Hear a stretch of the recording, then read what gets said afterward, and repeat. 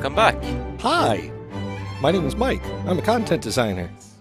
And welcome to the actual release live stream that isn't Mexico, although that was a lot of fun playing as can Mexico. you guess what country I'm playing as right now? Yes. So what we'll be doing for this stream is that we'll be doing 30-minute segments with people from the team coming in to talk about something they basically want to talk about. I have no control over this, so I'll just be sitting here and providing foil to whatever, in this particular case, Mr. KC, or as we like to call him, the meddled man.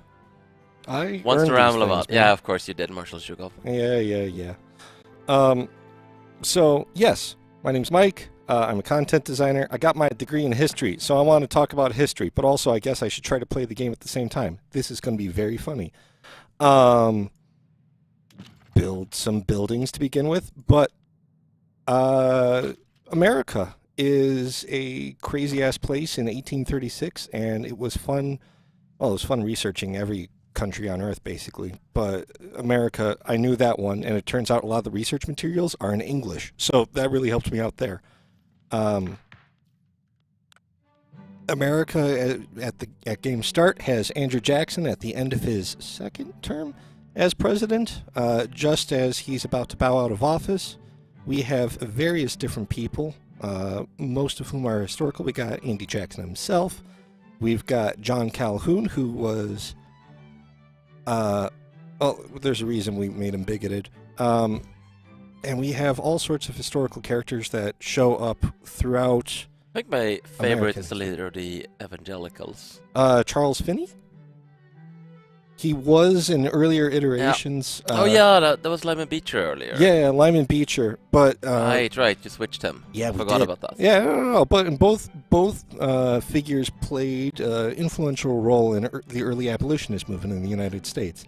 It's just Lyman Beecher was weird. Oh yeah, no, but I mean that was the challenge. Is you have a lot of historical knowledge, and then you have to translate that into what is most appropriate for the game itself. It's not like there is an actual official leader of all like evangelicals in America in 1836. So it's a lot of Oh yeah. Who do you figure was the most influential? What fits the best, and so on. And that's, I mean, that was a challenge with every single country. And of course, we weren't able to perfectly nail it down for everything. I've remarked this before on Discord, I think, but we had to spread our knowledge across the entire world, whereas the people playing this may have a doctorate in the history of Italy, and they have spent years upon years studying the history of Italy, and they will be able to call us out on issues in Italy because they spent their whole lives, whereas we had to spend time on everything at once. That being said, I mean, I think we did a pretty damn good job. Not just me, but everybody on the team did a fantastic job doing all sorts of stuff. I love look at the paper map, look at the boats. Oh. So something that comes up fairly often, I think, in the community when it comes to the US is the states. Yes. And the fact that all the American states get to be states, and then it's like, why, if Connecticut gets to be a state, doesn't X get to be a state? And first of all, I was actually the one who broke up New England into all these states. None of the actual Americans on the team, so blame me. And it's really mainly because two reasons, basically. The first one being the American stars on the flag mechanic, where the number of incorporated states minus Washington and West Virginia adds up to the number of stars you actually have, so you can grow that. And the second reason was, generally speaking, if we want to do some sort of federalism mechanic in the future, then the US does have a very special thing going on with how its states operate and whatnot, so yeah. I also did nothing to stop you from breaking up New England or doing all this stuff either. I was quite content to let you go ahead and do all that. Yeah, in general, the game is also kind of supposed to work sort of regardless of how big or small the states are. Of course, can get to a point where it gets absolutely ridiculous to manage, but I don't think it's a particularly big deal if it's a little bit inconsistent. Also, you should have a Queen Drop biscuit. Is there a way to mute this so I'm not doing awkward eating into the microphone sort of noises? You can always switch a little bit away from your head, or you can just do awkwardly eating into the microphone noises. Also, I saw someone ping earlier, because I want to brag about this too. They asked about what medals I have on my chest. Paradox awards some medals for doing various things. These are just years of service medals for first and third year. This is from the Great Office move back in 2019. That's EU4 because I worked on that as a freelancer before I got hired on full time. And then back in high school, I was a fantastic drummer and got a bajillion medals for solo and ensemble competitions, and I figured those would just look really cool here too. I wanted all the medals I could. I could not reach the level of Field Marshal Zhukov, but I would try. But don't worry about eating. Just eat the biscuit. I'll eat the biscuit. Crunch is normal. Yes, sir. I'm sorry. That was a bad joke. So there is a question about what the biggest number of stars you can put on a flag is, and the answer is about 100. Well, it is 100. It supports up to 100 stars right now, and there's even an achievement for getting 100 stars on the flag. It's quite nice. You know, it gets pretty crazy. And yes, Paradox actually gives out medals for the game's release. It's neat. Mm-hmm. It's fun. You get little medals. You get, you know, if there's any time to put on medals, it's definitely when I'm putting on this whole drip anyways. And also, just to emphasize, the crunch joke is an actual joke. Crunch is not normal. Yeah. Also, we have a bunch of events going on about both the Trail of Tears, a tragic moment in America's history, and the antebellum period and the increasing... Oh boy. Yes, this is based off a historical event. I'm ashamed I cannot remember the name of the fellow who actually was killed off the top of my head. Yeah, it was an abolitionist right, I think, on the upper Mississippi, Missouri or Illinois. He kept on writing abolitionist tracts. Slavers got pissed. They killed him. The epitaph here is from his actual grave, if I recall. Anyways, we can turn Andrew Jackson into an abolitionist with this. Fantastic. We're doing it.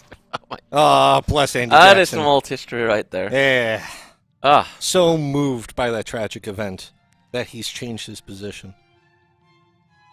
Yeah. No, and it was interesting trying to comb through history to find the right sort of events that you could write about.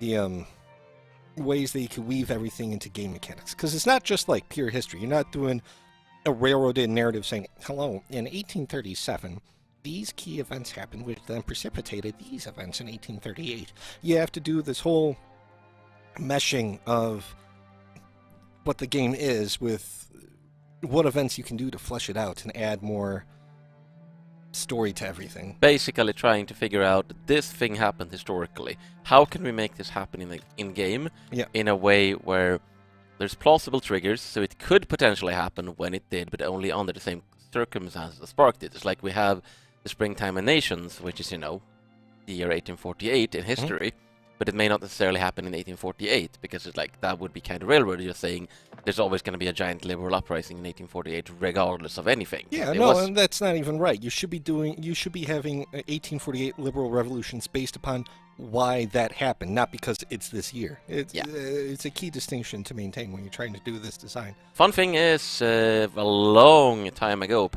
those games, like PDS games, actually, before either of us worked at the company, did actually have the approach of just, now we're going to have historical events. Victoria 1 was that way, EU 2, and so on. So, where it was just like, for instance, in Europa Universalis 2, Spain would always just go bankrupt from gold inflation in the, like, 1700s, even if they didn't have a colonial empire. It's just like, yeah, you're Spain. This year you're supposed to go bankrupt. You're going bankrupt now.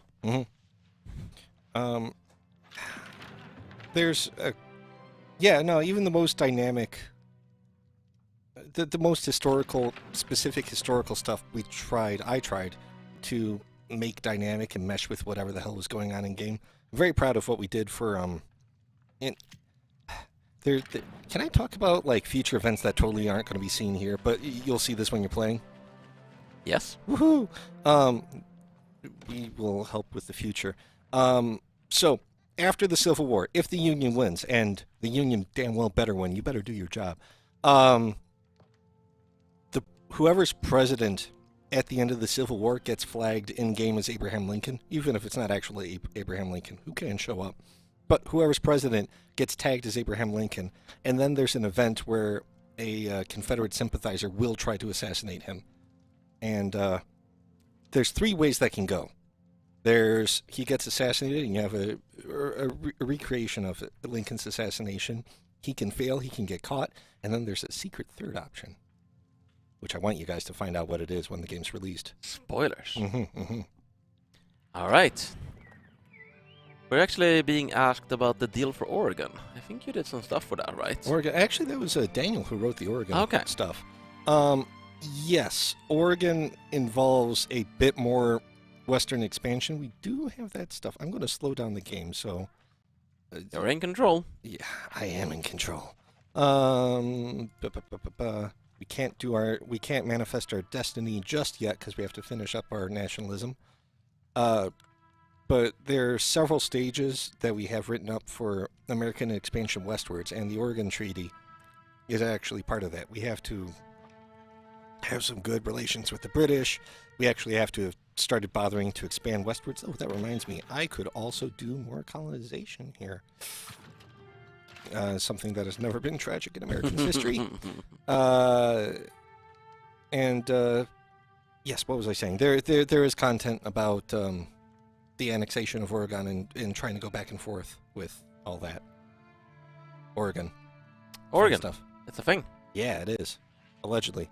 I mean, oh God, no. So we got the Columbia District here. Yeah. That actually is tagged as Oregon in game. It's called the Columbia District only while it's a British puppet, essentially.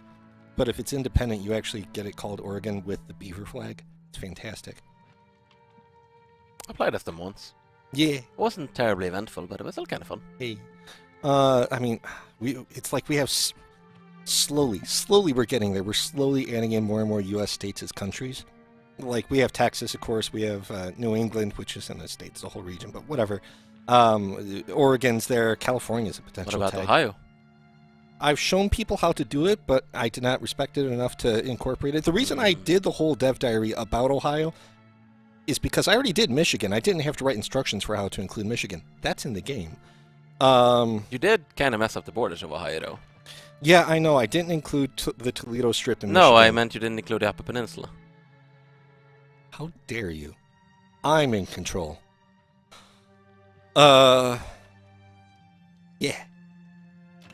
They let me in Michigan as a country. They didn't stop me. It's fantastic. Yeah. Yeah, we actually... So the fun thing is we actually have a game rule, if you want to just super fast bring up the game rules. Escape. And then game rules.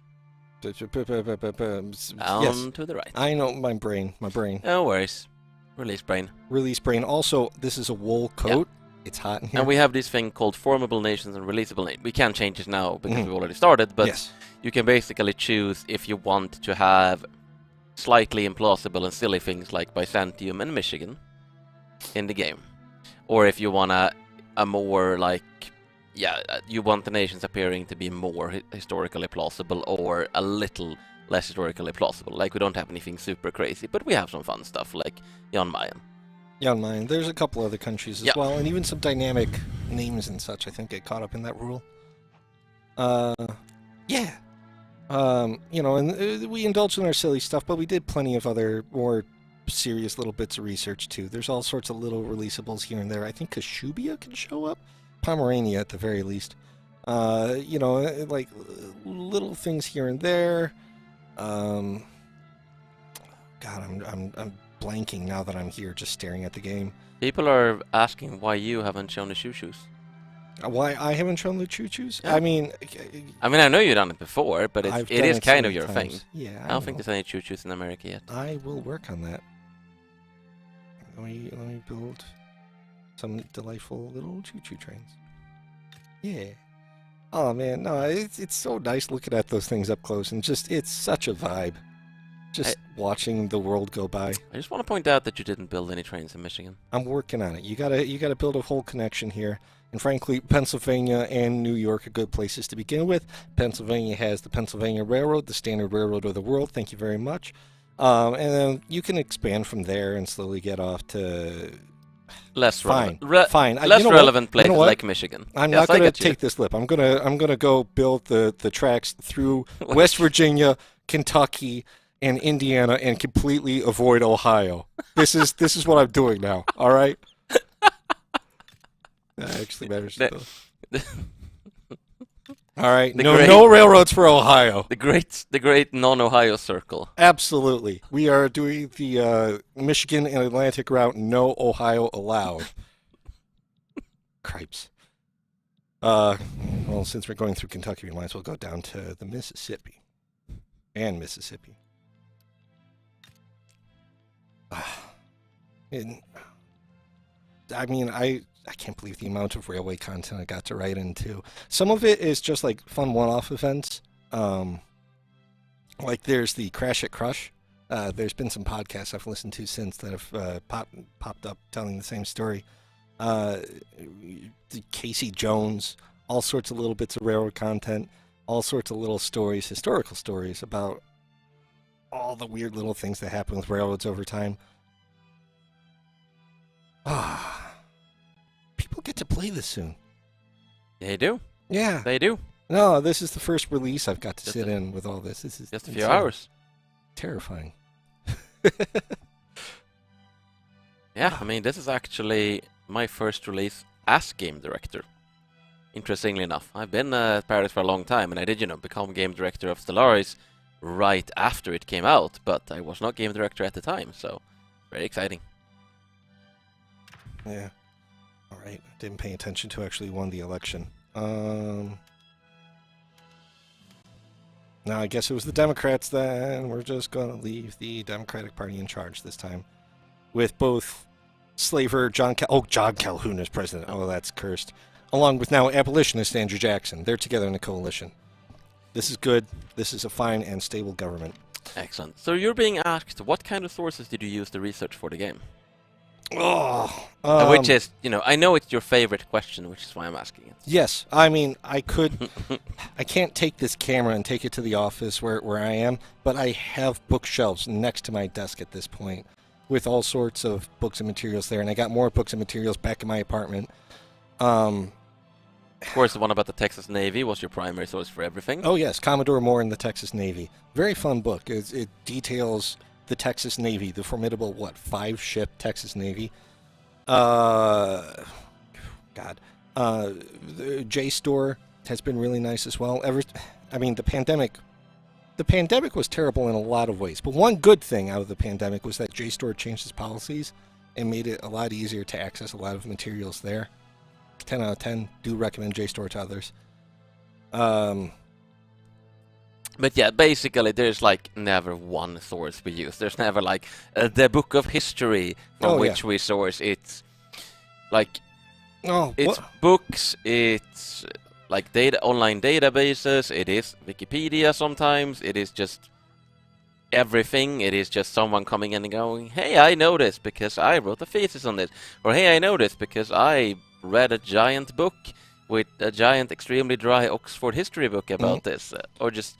yeah, a lot of different sources. One of the earliest big research tasks I did was mapping out Africa, because we were working from a very straightforward base here, and my task was to map out what countries, what tags, what nation should be in Africa.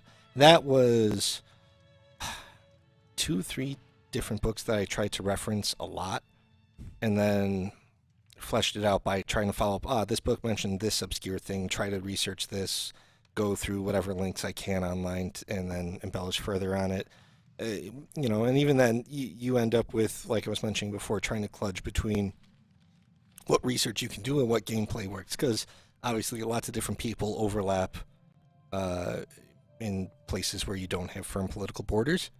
So it's always a question of where do you draw the border between the Bengala and Azande people? Yeah. TLDR, it's complicated. It's very complicated. Yeah. Well, we're also being asked if war with Mexico is inevitable as the US. No. It really depends on whether you think it's necessary to go to the West Coast. So, how necessary is California in your life, basically? dude, we have content about the Transcontinental Railroad. Uh-huh. So to do the Transcontinental Railroad, you need the Pacific. And turns out Mexico controls the Pacific right now, so I know what my target in the future would be if we were doing more than a half hour. Yeah, no, it's not inevitable, but like. And the big question is, would Mexican Silicon Valley be more or less cursed than what we have today? It's hard to say. It's hard to say. It's hard to say. It's hard to say. You know what isn't hard to say is the Die Works accident. Has that event come up on stream yet? I think so, but nonetheless, people might not have seen it. It is beautiful. The most beautiful of events. The Die Works accident. Many people died. Well, we shall all die sooner or later. They shall not die in vain. Love this event. This was also a very early one, based upon, I think it was Vicky 2 had essentially this event. Vicky 1 or Vicky 2. And it was, yeah, okay, let's do it, let's do it. Yes, yes, no, I'm keeping this up just to watch people react. Also, it helps that we have these sound effects going on in the I also background. just want to point out the screams in the background are not related to the accident. That is just people reading the event options.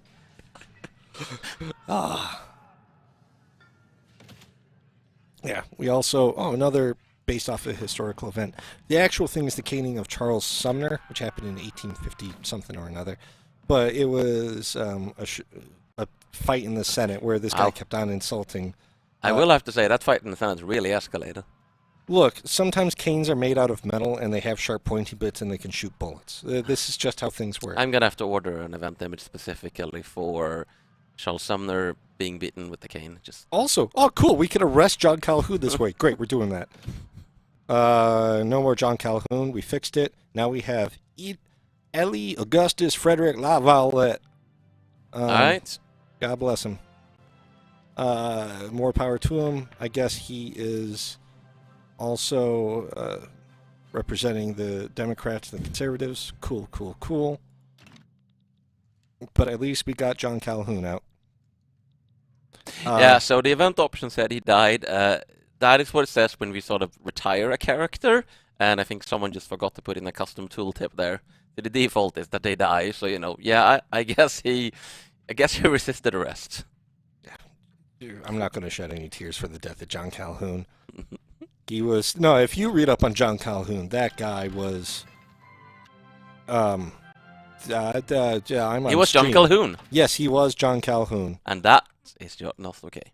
Yep. Gonna research boilers. We're not all going to continue on in the same game, are we, throughout the whole stream? It would be funny. Who's... Go ahead. Yeah, I know. No. I just want to, like, try to muck around and see who would end up trying to play next and what sort of god-awful world we'd end up with by the end of all everyone will be starting their own thing, I think, so feel free to run a high into the ground, even more than in real life. At last, my revenge against the Buckeyes. No, hold on, let me annex Texas. We did it. So what happened... This happened off screen while we were just chatting about other stuff. Texas actually won against Mexico in that first round. This is not a thing that will often happen, or this isn't a thing that will always happen, at least. It's about half the time, in my experience. I've definitely seen Texas lose too, which is a pity, because I like to... It tends to come down to whether they win the first battle or not. Because if they win the first battle, they capture Santa Ana. If they don't win the first battle, they tend to be so depleted that they can't win another one. But if they do win, and they maintain their independence... you can befriend them, and then once you have nationalism, you have this whole event, and then, you know, free real estate. It's great. Look at that, now we got Texas. Of course. It ultimately comes down to whether or not they remember the Alamo in the first battle. And then, yeah, more Trail of Tears. I'm gonna be good.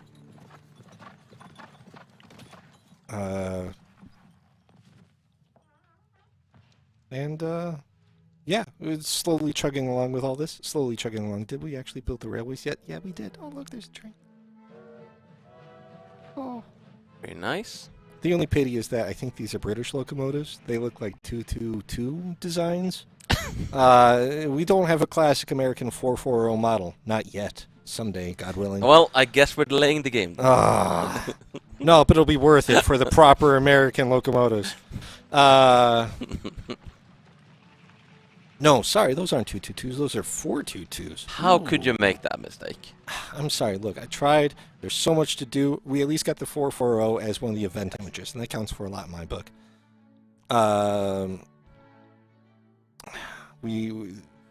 love watching these trains. I'm sorry. They got Watching the trains is wonderful. It's And super the chill.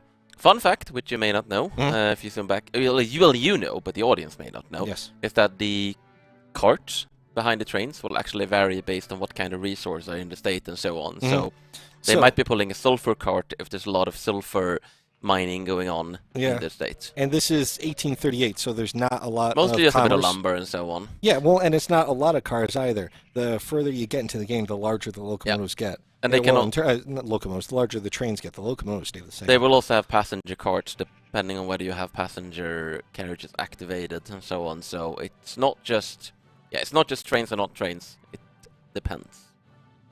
Yeah. All right, so we have Andrew Jackson as an abolitionist. You know what I'm going to do? Let's see what happens. Oh, actually, because we got Andy Jackson on our side right now, let's see what happens. Wouldn't it be great? Imagine a world where Andrew Jackson was so moved to that he actually started to aggressively oppose slavery. That is a nice world. Yeah. Slightly nicer than the world in our Mexico game. And you too can enjoy this world when you play Victoria 3. Coming soon to a PC near you. Now we can even be more aggressive about this. We're going to free people in Texas. Look at that. Look at that. We are going to free people. So we are being asked whether we think it's basically too easy to skip the Civil War. No, I don't think it's... Like, if you know what you're doing in the game, if you know what you're doing in any of our games, it becomes easier to do stuff. Like, if you're playing as France in Hearts of Iron, you know that Germany's going to invade. You prepare ahead of time. Yeah, you're going to have an easier time than France historically did. My answer would be basically to say, maybe. Like, this is one of the things we're actually going to keep our eyes on after release. Because it's come down to, like, is this something that a few people can pull off by doing something in a highly specific way? Or is it something where a lot of people playing the US will just kind of skip the Civil War by playing normally? Like, where does it land? So, I'm not going to say yes or no. I'm going to say, if it ends up feeling too easy, we're probably going to do something about it. I've generally found it's easier when I have a stroke of luck. Like, I've done this before with Andrew Jackson becoming an abolitionist. When you have these sudden big shifts early on, that can do a lot to make things easier. But also, I mean, it becoming easy because you have a really lucky event is perfectly fine. So, but we'll see. We will see.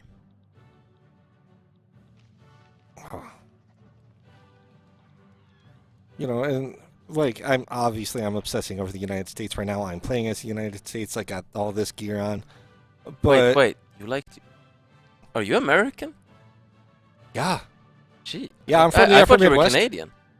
Okay, firstly, how dare you?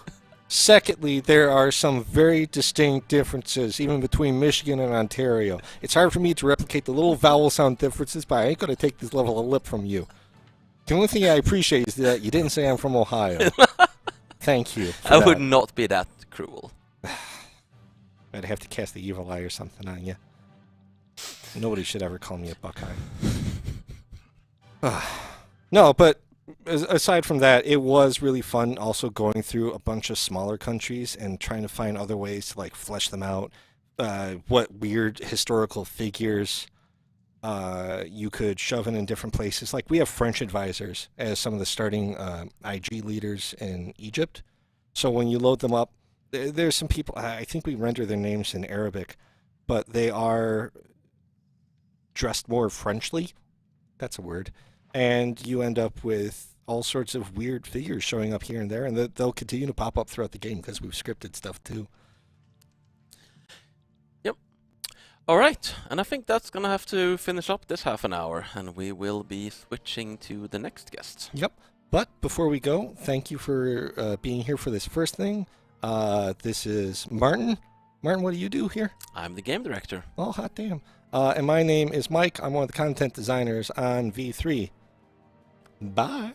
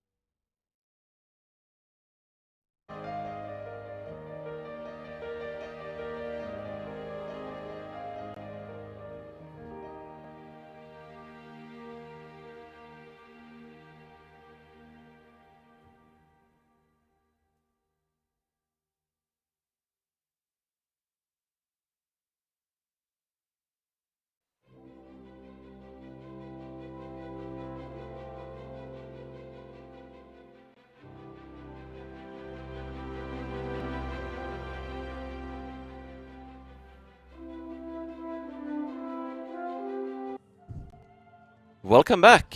I am still Martin and extremely underdressed. Please introduce yourself. I'm Alex. I work as QA in Victoria 3. I didn't know we paid QA that much. I mean, yeah. Subsidies, I guess. I really should have asked them to give me that costume I had for the announcement again. It would have been extremely uncomfortable to sit here in it, but nonetheless. But yeah, so what are you gonna be talking about for your half an hour? Yeah, I thought, I mean, there's this mechanic in the game called the war, and the war has changed, you can say. So I thought we could do this very easy start of playing as Piratini. Could you... do you really have to cheese this much by playing the easiest nation in the entire game? I mean, people want to see it, Yes. so I guess we can show it. Yeah, I mean, for people who haven't followed us as much, you want to give a highlight of what we're doing with the war in the game? Sure thing. But first, I will give you a biscuit, because these are Queen Drop biscuits, made in honor of Queen Victoria, because the Queen drops today. Yes, so, I think you all know this, but just in case, war is very different in Victoria 3 than it is in our other games. You do not control soldiers on the map. The focus is much more strategic and tactical. You put troops on front lines, you focus on providing arms and supplies for your army, and you generally kind of let your commanders do their thing. And yeah, we're going to see now how that is going to work out for Piratini, which is a little revolt against Brazil at the start of the game. So we're outnumbered, what is it, 2-1? Yeah. Versus Brazil? It's gonna be fine. They have like 40 something, and we have, what, 10? It's alright. It's alright. So yeah, we do also have Grau Para. Yeah, so that's one of the big things here. Because Brazil has these two revolts to deal with, we can try to like get an edge while they're still split. Because it will be very hard to actually hold them back when all of their forces are coming towards it. But one thing that Piratini has going on is that we have this very good general, Antonio Souza Neto, which has some cool defensive bonuses.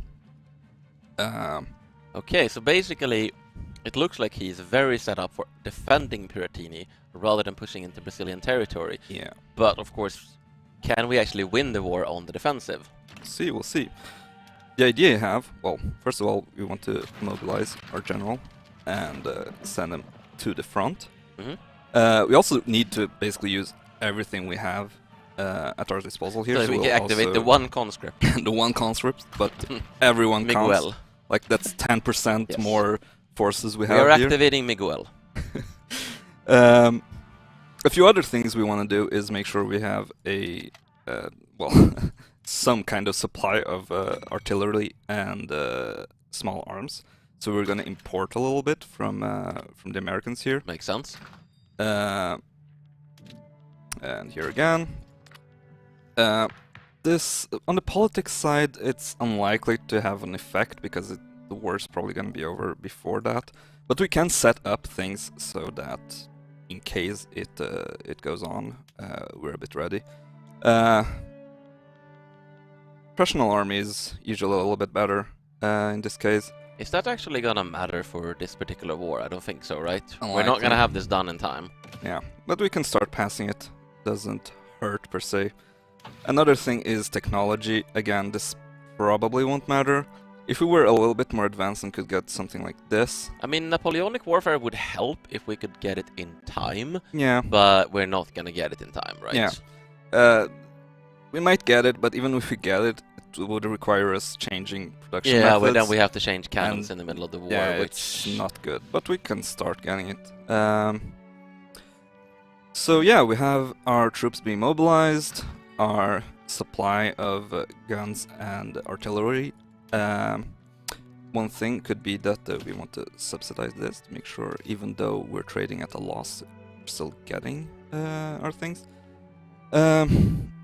We're in the red here. We'll still be in the red regardless, but we can... We have gold reserves. Yeah. Let's tax... not grain. It's not much... Yeah, there's Meat, no maybe. much to tax, really. Yeah. But it's a bit of money. Yeah. But ultimately, it sort of comes down to, if we don't win this war, we don't have to worry about our budget anymore, because it'll just be Brazil's budget. Pretty much. One idea, again, we're taking all the small advantages we can, is using a few decrees. Oh yes, we can actually get a higher conscription rate by Yeah. activating the enlistment efforts. And a bit more Do infrastructure. we get a second Miguel? I don't think so immediately. I think we'll start... this might go up to like 3 at some point, but for now it's gonna be Okay, it's pretty still low. just Miguel. So yeah, we have most things set up at this point. And our general is going towards the front, and we can probably unpause. So the general idea here is the following. Brazil is going to be split between two fronts. So while they are split, we will generally have an advantage on this front. Right now they're still sending the troops here. And we want to push as much as possible during that period. Because when they come towards us with all their forces, we won't be able to hold. So we want to be in a position where we can negotiate peace, basically. Pretty much. One thing that's important about this war, or the war goals, is they have like this annex us war goal, while we have the conquer Santa Catarina state, which is this immediate adjacent state. What this means is that if we manage to get occupation on this state, they'll start dropping in war support. Are we winning or losing the battle? We are winning. We are winning the battle. Yeah. Oh, even though they actually have higher defense than we have offense. Yeah. And we started with 3 versus 2, so I guess that was the advantage. And you know, you're gonna see pretty small numbers of small battles here, because the local infrastructure is quite low, and the local terrain is also not the best for battles. Mountains. Oh yeah, then you're gonna see a really small battle. But yeah, well, small battles like this will still get more and more provinces over time. And hopefully when they start turning around, or when they capitulate Grão-Pará, if they manage to do it, which they should. I think they're just sending more troops against us. No, okay, no, it's just that they rise. We're still fine. Good. Hopefully we're somewhere around here in occupation, and this will start dropping their war support a fair deal.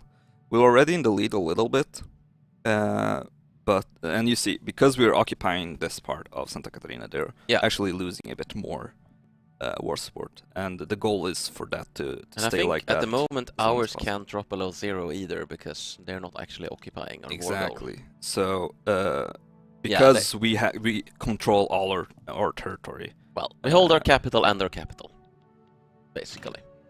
All right, so we're taking some territory. We have another battle going. This one is... and Grão-Pará is actually also pushing. Yeah. They tend to do that in the beginning while Brazil is still mobilizing all their forces. And then once the Brazilian conscripts come in, it gets hairy. It gets hairy, precisely. Right here we seem to be repelling their attack. We have quite a bit of defense, which is what we saw with the general. Yeah, We have All an right. event here. The leader of the Industrialists has challenged the leader of the Catholic Church to a duel. Yes. What you say, chat? Should we let them I think we'll let them fight. Yeah. We're at war, and so are they. Yeah. Yeah, the chat seems to be... Yeah, let them fight. And the I knew that guy would lose. The Industrialists just lost their it's leader. Well, it's how these things work. Yep. Probably up it up a little bit to And of course, speed yeah, forward. now the thing is, like, now we don't actually have a lot to do right Yeah. now to improve our chances in the war, because it's kind of set up the way it is, and this is very much the way it's in a lot of ways intended to be. It's that there's not always something you can do to improve your chances, because war isn't supposed to always require your full attention. This is a very big part of this war system, is we have all of this intricate political and especially economic management, and we don't want the player to have to drop that when they go to war. Yeah, so meanwhile we can like look at how our buildings are doing, how our economy is Try doing. and fix our spiraling budget deficit. Maybe improve our bureaucracy, because it's kind of crashing our tax collection right now. One question is if we can afford the materials, because this will... I do think the trade routes is what's tanking us, but I guess we need them Yeah. at the moment. So we'll just have to cancel some trade routes when we inevitably defeat Brazil. I think they do want us to look at the battles, though. Yeah, so how are our battles doing? We're still doing good. Yeah, still winning them for now. You can see... Brazil is starting to win battles against Grau-Para, though. Yeah, they're getting some territory there. And one thing to note is also that while these battles go on, and I mean we're still winning, but generally our troops will start taking losses. Yes. So you can see that they're no longer at 1,000, which is what each battalion is, Yes. and they're also like Miguel lower. has lost a few limbs. So But he's both still going. both because Brazil will send more troops towards us eventually, and because the Well, troops are getting they're actually sending tired. more troops up against us right now, because they're raising conscripts. Yeah. Which is what they can do to improve their chances in this war. We can't do it because Miguel is already under arms, but they have a lot more people than we do. Yeah. Can we zoom in a little bit on the fighting? Yeah. We have our little war camps here. And we have a professional army. Yeah, we Okay, might we get can a little mobilize bit- 3 battalions now. Have we activated? Of course we activate all the conscription centers. We Yeah, have but- 1 conscription center. Yeah, so we might get a little bit more Alright, people in a moment. Miguel and his friends. Yeah. And we're continuing to actually win. So Yeah, far, yeah, so good. It's going alright. So now the big question is... How long does Grão-Pará? Yeah, but I think, looking at the Brazilian war Hmm. support, I think we're going to be able to get a peace deal before the Brazilians are realistically able Yeah. to push back. You can also So try to push for Santa Catarina, Mhm. depending on like how things go. Let's try, and then we can Yeah. always try to fall back to a white peace if things Precisely. go pear-shaped. So at this point you can see that Brazil has very low war support in this. Oh, But they're... Ooh. They Yeah, are... they Oh, just oh, got- no! Oh, Jesus! Well, we were... Okay. Yeah, so this is part of the issue, and let's they see counterattacked. here. That didn't go well. Still losing a little bit here, because at one point we want to change this to a defensive Okay. order. Yeah, Yeah. but we still need to... We need to retake our territory. Hmm. This isn't great. I would actually say, would they accept a white peace? Because I think They probably would at this point, but I think we'll No, they wouldn't. oh yeah. But set the terms and we can see how close we are. Hmm. Minus 21. Yep. Yeah. So at this point, when you see that you start losing battles, Mhm. you... I mean, it's hard in this case because they've gotten into our territory. Oh yeah, and they just won the other war. Yep. So this is gonna be Yeah, we're tricky. facing the full Brazilian army now. So this is where we got a little overconfident. We're close, but we're also... At this point, we're also losing war support. I think this is the Very case where we should fast. just dig in and defend, because we need we need to try and fight on our home turf, and our general is better at defending than attacking, and just focus on a white piece. Like I would say any idea of with half of Piratini occupied, any idea of getting Santa Catarina is not happening, but we might still be able to white piece if we prevent them from fully occupying us. Yeah. So at this point we're losing war support a lot faster than they are. But they're very close to the peace acceptance. Yeah. Let's see how this goes. Let's see how this goes. What do you think, chat? Do we have any chances here? You think we'll get independence or capitulation? This is... I don't actually know, genuinely. They're very close. Yeah, I think we actually might be able to do white peace here. It looks like we won the last battle, I believe. So they're not pushing any further at the moment. Nope. No, we got... I think we won the... Yeah, we're beating them back because we're going on the defensive. So, like, if we had just stuck on the defensive after we advanced a bit, we would probably have an easier time, but we wanted to occupy more stuff. Yeah, no. So at this point they're accepting it, and they have a lot more troops. Yes. In some situations you can wait it out and maybe like capitulate them. I've got Santa Catarina back a few times when I've tried this. It's possible. But at this point we're just gonna bleed out. So there are some things you can do. Like I said, I think we actually might have won this easier if we just started defending earlier. And there you go, white peace. Yes. And why would... And that question is, why would Brazil accept a white peace here? It's clearly going to win. Yes, but how many men and how much money is it going to lose for that victory? Like, war is not free. The most important thing for the AI is not always winning every single war. They might consider like, okay, they're gonna bludgeon their own army to death against our very strong defenses, or lose Rio Grande do Sul temporarily. They did get Grau-Para back, so I don't think this was unreasonable in this particular case. Yeah. And at this point we're independent, so now we conquer Uruguay? There's still a... I mean, they're not... they're pretty weak, so we could, actually. I mean, we might get someone to oppose us, but you know what? We have 10 more minutes of war to go here, because we said half an hour of war. Yeah. I say we conquer Uruguay. Let's go. Let's see. And for all the victories Antonio Sousa Neto here got against the war, in the war against Brazil, we also got a bunch of these modifiers. Oh yeah, so he has a lot of popularity now, actually. Yeah. So an interesting thing you also might not know is that generals can become interest group leaders. So when the interest group leader of the armed forces changes, because that's his interest group, there is a chance for... The chance depends on what kind of IG. For armed forces, it's quite likely that the most popular general or admiral becomes the leader of that IG. So he might actually become quite a political player in the future if that is how things shake out. All right. Well, we're invading Uruguay now. We have this... We didn't get Santa Catarina, so we'll get Uruguay. France is leaning Uruguay. This is fine. That's not great.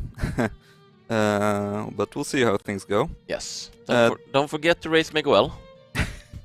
Right.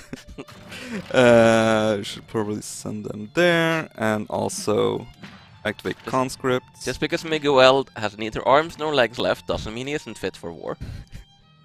And in another war in other cases we might have been able to add more war goals. No war goals we want. But because we're just conquering them straight out, we want their everything. We're just taking everything, and there's nothing else we can ask for. Now the hope is just that France doesn't actually come to their help, which they hopefully they won't. Oh yeah, chat. I am fully aware that I'm butchering the name Miguel. I am doing it on purpose. It's alright, I can compensate by saying it correctly, Miguel, or Revolução Farroupilha, if you want. Very nice. But yeah, this diplomatic play is escalating here. France has still not said that they are helping Uruguay. So yeah, let's see. Leaning doesn't mean they're gonna join Uruguay. It means they might join Uruguay. It basically depends on how important they feel it is, how belligerent they feel in this particular diplomatic play, and I don't think there's really anything Uruguay can sway them with, because I don't think France is super interested in a favor, rather in a obligation. So it's probably more like if, they don't care. Has no use for an obligation. Yeah, so it's more like if they just kind of feel like getting involved for the purpose of screwing us over, and in this particular case, they didn't. Yeah. And yeah, one thing we can note here is this worried status, which in different cases, different wars, different situations, this will vary, and it will give an idea of how the AI feels about this war. In this particular case, I don't think they're gonna back down just because they stand to lose everything. They might, but I would consider it pretty unlikely. Yeah. Like, they know they're gonna lose this war, but even so, it's sort of like, well, you want everything. Oh, uncertain now. Yeah, it's war. We're advancing. We shouldn't have any issues whatsoever with this. We have more troops and better quality, so doesn't look good for Uruguay here.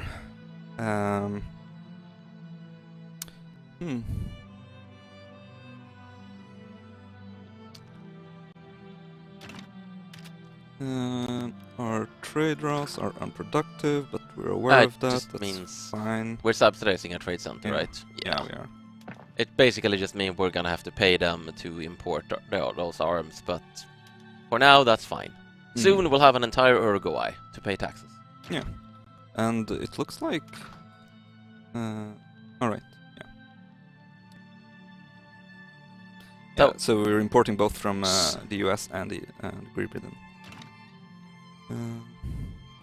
So do you remember if Pertini counts as the attacker in the initial war against Brazil? I don't remember right now. I think they do, because otherwise you could also do the galaxy brain move of just invading Uruguay from the beginning. And moving down to Uruguay and letting Brazil take Rio Grande do Sul. And then you're basically playing Uruguay. Yeah. With another name and color and so yeah, like I said, this is going well. Uruguay doesn't have a lot of no. I mean, their chance was basically for France to step or someone else to step in to defend them. If nobody steps in to defend them, they're pretty smoked. Yeah, Montevideo is about to fall. Yeah, and then we can look at Buenos Aires over there. Say you're next.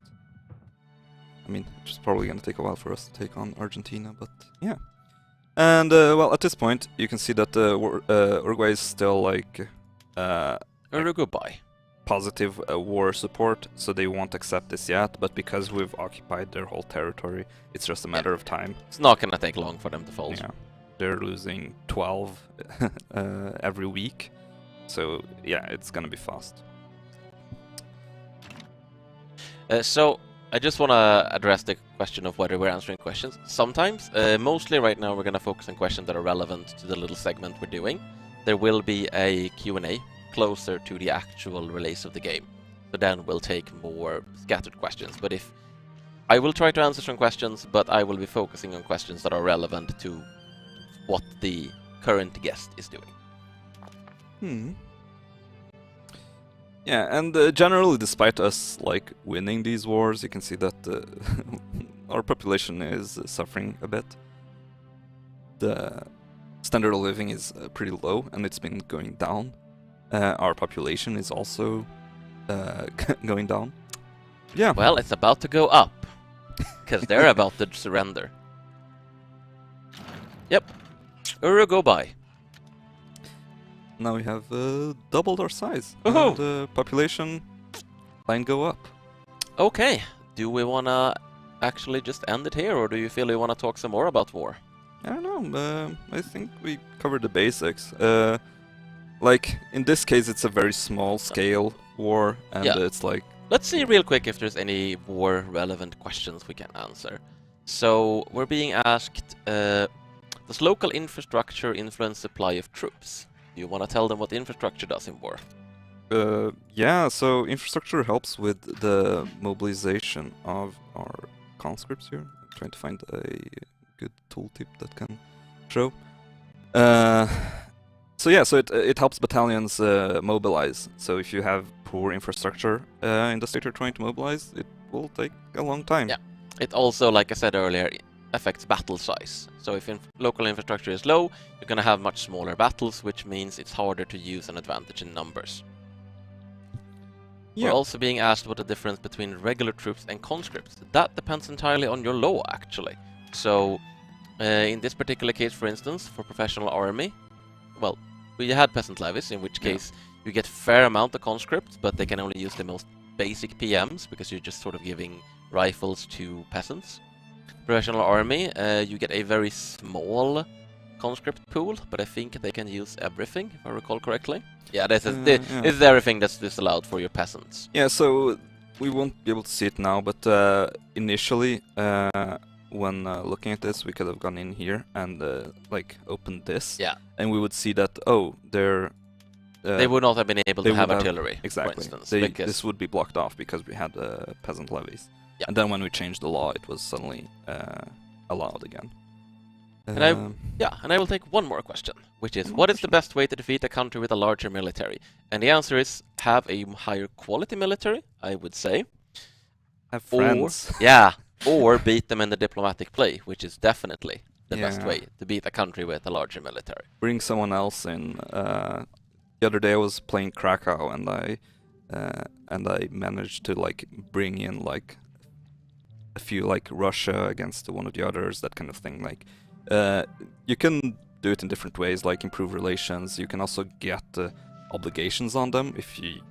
It might be hard, particularly around the big countries, but like there are different things you can do diplomatically to bring people to your side. Yep.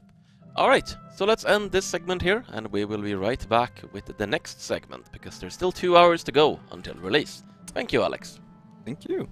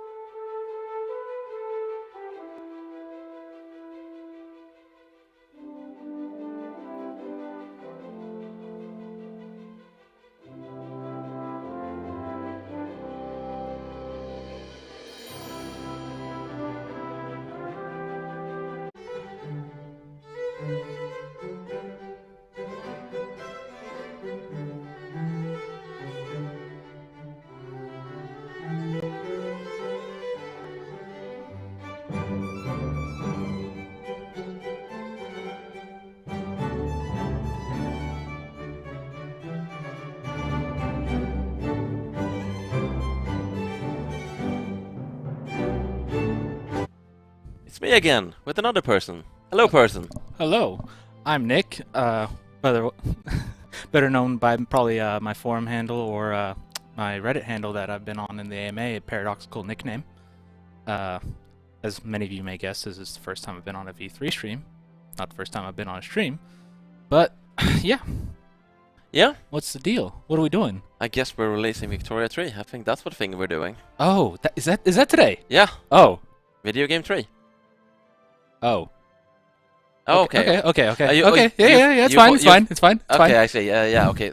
No. I just thought it was another day of the week, and it's like all of a sudden today, right? It's like, Alright, when are we releasing again? It's like a few more hours, I think.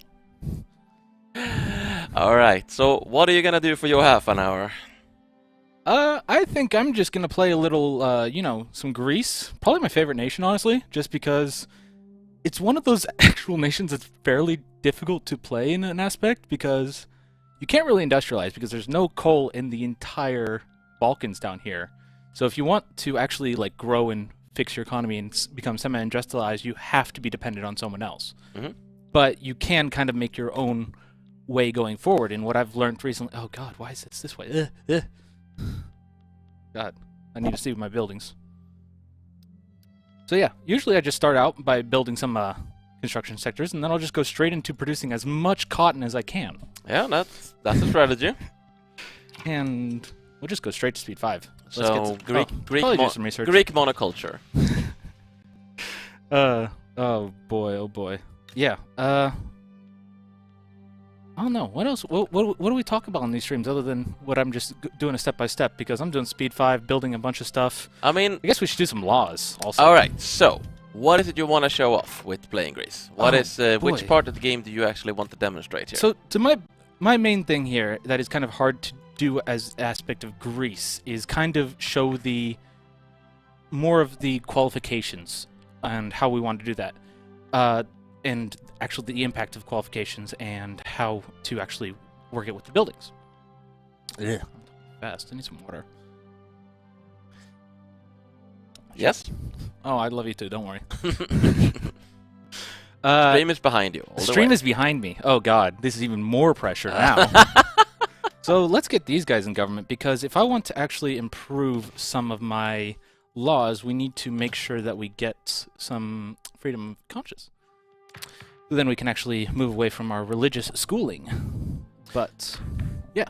So Greece is actually like a really fun country to play. Yes. I'm guessing that's probably why you picked them, but it is one of the ones I haven't played them in a while now, but I've played them a whole bunch of times before because they are quite challenging. But you do start with this little underdeveloped but kind of easy to get a scope of economy. You have a few decent resources, and you have a lot of Greeks that could be liberated with the right maneuvering. Because we have large amounts of Greek population just living in these former what would you call this whole region? More At the Balkans. well, it's not really the Balkans because it's all mainly focused around the I mean, you would call it basically two different regions, I would say, but you could call it around the Aegean. Yeah. You could call our part Because the Balkans, we have- and Anatolia over there. Because we have some claims down here. I mean, Yeah. hopefully I have time to show off some more of the actual Greek content that we have for the game.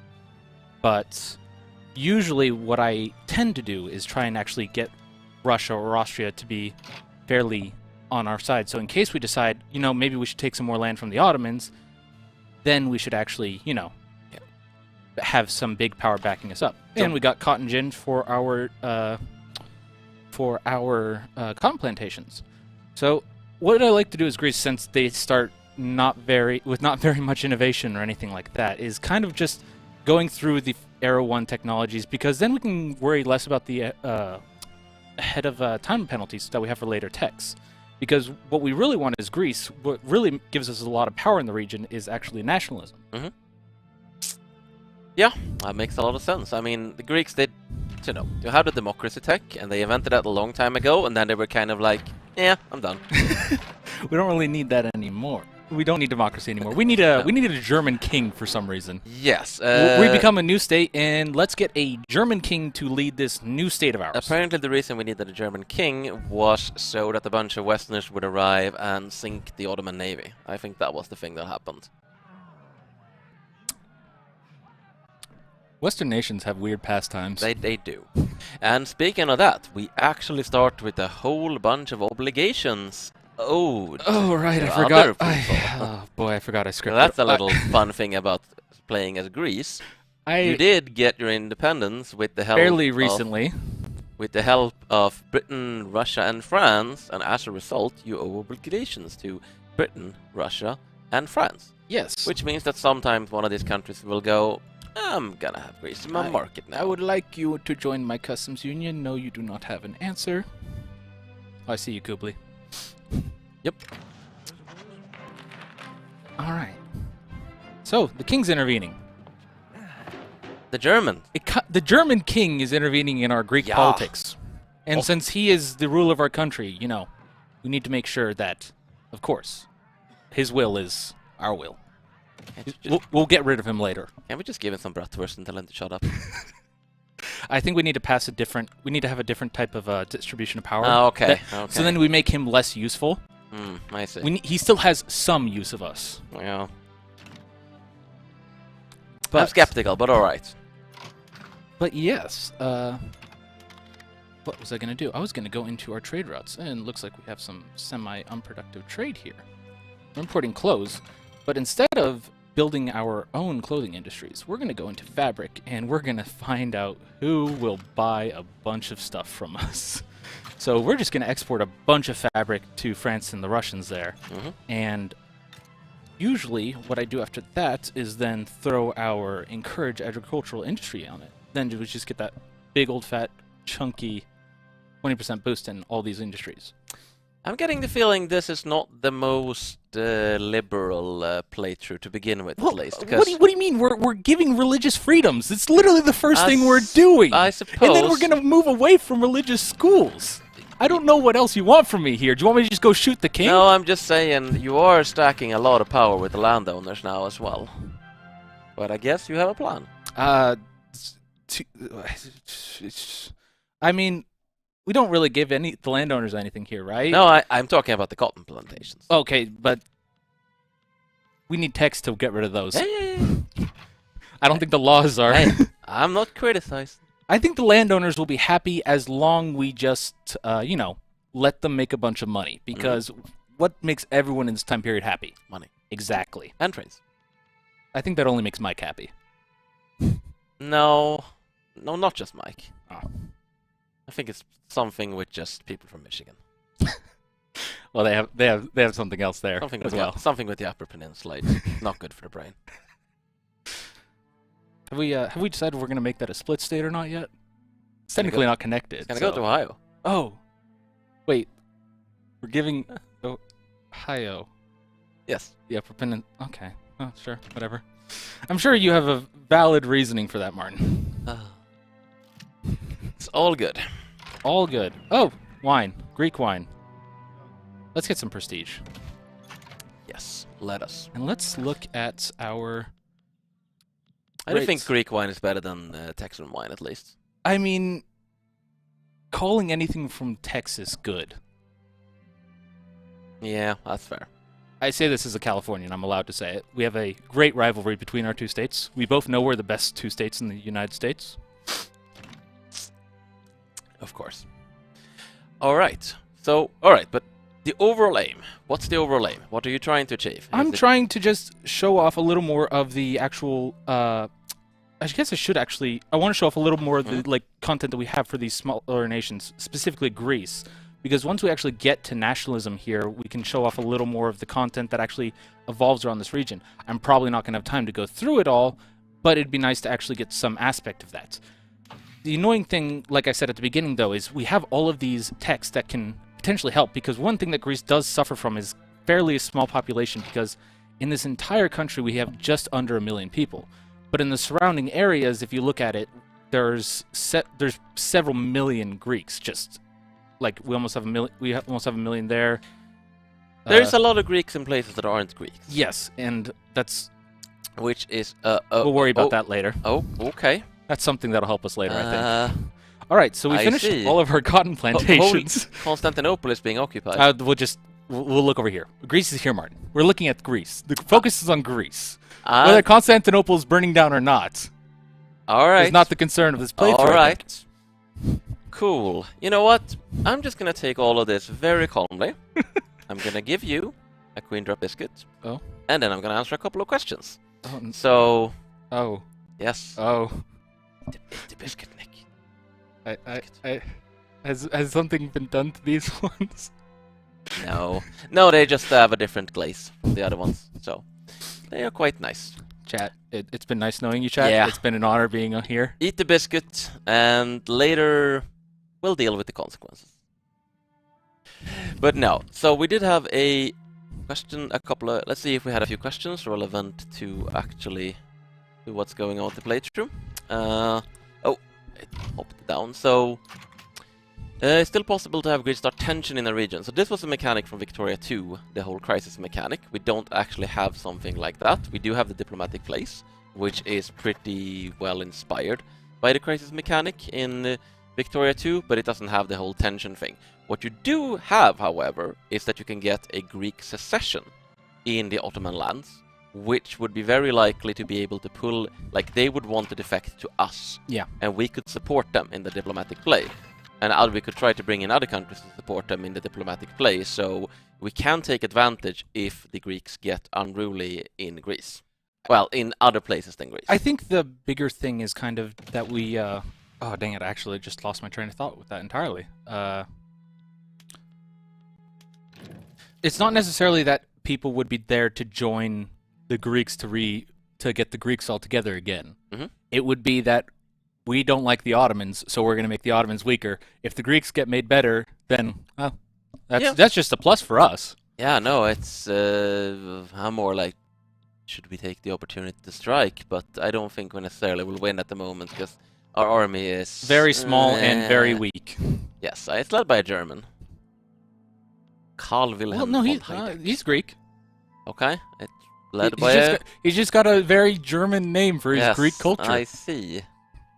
That may or may not be historical, because the 19th century was freaking weird. Oh, the devout. Well, we don't want the devout to be very popular at the moment, No. because we're trying to get rid of their laws, so... The people must know of his depravity. Yeah. I think that's absolutely necessary. Alright. So, usually, what I try and do as well, because it doesn't require that much of an industry to get going, but once you actually have it going, it requires a bit of upkeep to keep it going. Mm-hmm. Tooling workshops. Tooling workshops are... It tends to be the kind of thing where you always want more of it, at least when you start industrializing. Yes, because, I mean, the thing with Greece is that, excuse me, unless you have a focus... Ooh! We did it! Woo! Yay! Mission accomplished. We can go home, I think, for the weekend. Oh! Ooh. Ooh. All right. Well, the question is, do we care about everyone? Which I think we do, considering we're trying to show off qualifications, so we want everyone to be well educated. But we do want the intellectually stronger. So let's go with public schools. All right. It's not like that could go poorly. No, the devout are only at -9 approval, so... Oh, we're low on wood. We need more wood. Yeah, which is not something Greece has in abundance. You have you can get a few more logging camps. We have logging camps here, and we have logging camps in the start. But it's not very many. It's not going to be enough in the long run. For now, it should be fine. Okay. But there's not really that many trees in Greece. Nope, there's not. And that's kind of hurting everything we have going at the moment, which is a bit unfortunate. Luckily, we are exporting a bunch of cotton, and I believe our cotton plantations are, very good. Very good at making money. Very profitable, nice. You would say. You would call it the second best cotton plantations in the world. Didn't I just say that? Yeah. You would call it that. Not the first, though. I mean, it would be nice if they were the best cotton plantations. Are you trying to incentivize me that I have to have the best cotton plantations in the world? Absolutely. I mean, that's a very fair I argument. mean, second best is just first loser. That is a very valid point. Okay, so yes, but So we are being asked if you can reform Byzantium as Greece, and the answer is yes, you can. So long as you are not running the plausible historical formables game rule in case you don't like fun. Then you can disable the fun. otherwise known as the silly rule. Yes. Because reforming Byzantium, like, the idea of harkening back to the legacy of Byzantium, very 19th century, actually declaring yourself Byzantine Emperor, a little less plausible, but you know, a German Byzantine Emperor is also kind of neat. I mean, it's kind of fun because it is a nice little color. I don't think I'll be able to get to it today. Did Egypt just take Constantinople? Yeah, they've been doing that lately. Ah. And they've been... Yeah, that's... I don't know... That's awkward. I can understand... Okay, and they're... No, that's... Yeah, that's wonky. I mean, yeah, yeah, I think I have some ideas for this, but we'll probably talk about that. Yes, after. I will be looking into that. Yeah, because we'll worry about the Yes, exact details. Not right now. Yep. But I will be looking into that later. Well, you'll be looking at it right now. Yes. But I can't debug the AI right now. Unless you want me to debug the AI live on stream. Live debugging, let's go. Would you guys like to see a coding course from Martin? Also, we're not doing that. I think someone would yell at us. I think so too. And wow, people really want the public schools. Mm-hmm. I took Very another nice. bite at the right moment when I actually had to talk. So perfect. We have public schools. Now we should worry about actually getting our education up, because if we have education, we actually need to get it somewhere to actually have an effect. Because I do believe we do have a bunch of pops who are... Actually, no, they all left. But yeah, okay. Oh well. They usually have a few hundred... I've had quite a few non-Greeks in these regions recently, though. The one thing that is looking for us, though, is that there's turmoil in the Greek states just to our north. Well, we call it the Greek states. Yeah. The Greek state of Albania, which we call the Greek state of Albania. And then the Greek state of Macedonia. Yes. So, yeah. And the Greek state of East Thrace. Yes, so we can hope for some little secession movements to start there. Mm-hmm. But let's try and blitz through this. So, going back, because I believe I was asked to kind of go through a little bit of the actual PMs and other things as well. Mm-hmm. One thing that I do enjoy actually trying to get set up as Greece is setting up the actual. You don't want the land. You thought I was on the landowner's side. Well, now I'll just be against the landowners now, just to prove my point. You'll be contrarian. I'm fluid of my politics, I believe. But I think I needed to. Yes, we needed to do that in order to actually make our tooling industries profitable. It is very Californian to not be against entrenched privilege until it's cool. Well, if you're in California, we'd actually have forests, so I wouldn't have to worry about all the limited logging camps. Well, at least not. I wouldn't have to worry about limited logging camps for another 160 years at this point. There's still trees left, I think. That's a few. One or two. Alright, I was just going to do something and you completely distracted me from it. Good. You were gonna show off some PMs. I was, but I wanted to just throw some tools at the Russians and steal money from them some more. Yes, some PMs. I'm just gonna let the game run while that's going. Right. What my goal for Greece is, and it's kind of annoying because you really set up that dependence. Because you do have the potential to potentially make yourself an industrial power. The annoying thing is that all the coal that you have to get has to come from overseas. There is, like I said before, there is no coal in this entire region of Europe. You have to either go all the way into Anatolia here, or you have to start exporting a bunch of it in order to bring it to yourself. But as Martin said earlier, you're not really that much of a regional powerhouse. The Ottomans, yes, they just got their teeth kicked in, but you still don't have the power to do any of the stuff by yourself. Yeah, you're still just Greece. Yes. But can we actually show them where the coal is? I think the nearest coal is, if I remember correctly, yeah, the nearest coal is on the other side of the Aegean. in Anatolia? Because I remember looking up in Bulgaria about this last... There is a nice little map mode we could use for this. Is there? Yes. If you go into coal in the... No, not that kind of map mode. That map mode. So if you go into the... Right. Yes, go into the market. I don't think we have any coal, so we won't be able to look. But if we look in a market that does have coal... and I need to actually... Right, I think the Prussians have some coal. I don't think Germany... Coal in Germany? Yes, that is... We're going to There Austria. we go. We're going to Austria. Okay. They have it under here. So the nearest coal for us is actually in southern Serbia. Yes, so I was thinking there's a little bit up there. Yes. But And some in Wallachia. yes, but I think that the Greeks actually do get some claims on this We have a territory. claim on that territory over there, so that would probably be the most convenient. I don't think we don't have a claim on Quotation it marks yet, but that's towards what I the want to gold. try and rush Oh, right, that you're because correct. we need to get the actual Mhm. we need to get nationalism in order to get our You're right. I cannot say that word. I do not know what the Bengali Megali idea? Yeah, the Bengali I'm- idea. Like, I'm probably butchering that, but I butcher everything I say on stream, so just roll with it. Ooh, we have an air. Just ask Miguel.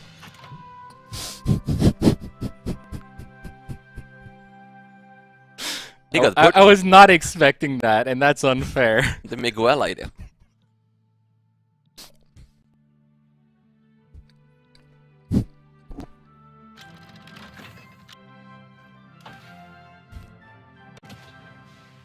Chat, the biscuits are really good. They are.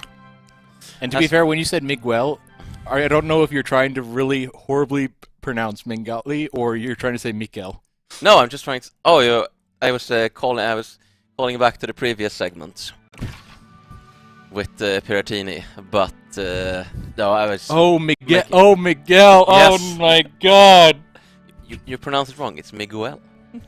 Nope, I'm not responding to that anymore. And yes, the biscuits are delicious. As I mentioned earlier, they are authentic Victorian recipe. Queen drop biscuits, made specifically in honor of Queen Victoria, and baked by my lovely girlfriend. I'm not bragging or anything. Simply no bragging whatsoever. All right. No, I looked at those when you gave me one, and I had immediately instinctively thought that this was going to be a prank where you poured a bunch of pepper on top of these ones. No, That's why I looked at it, because you they look they look like a bunch of pepper on. You must exist in a state of constant fear Yes. around me or something. Yes. Or just fear in general. Yes. You're a very scary person, Martin. I know under that smile there's something evil going on. You may have everyone else fooled, but not me. All right. We're actually having so much money. All right. I can neither confirm nor deny, chat. I can neither confirm nor deny. Chat. Ah. Don't trust him. He's planning something. Yes, I am planning to release Victoria 3. Hopefully. No, it will release. It's releasing tonight. Alright. Okay, right. We need to actually get these government administration up so we can actually get some bureaucracy. So then we can actually go for some more of these.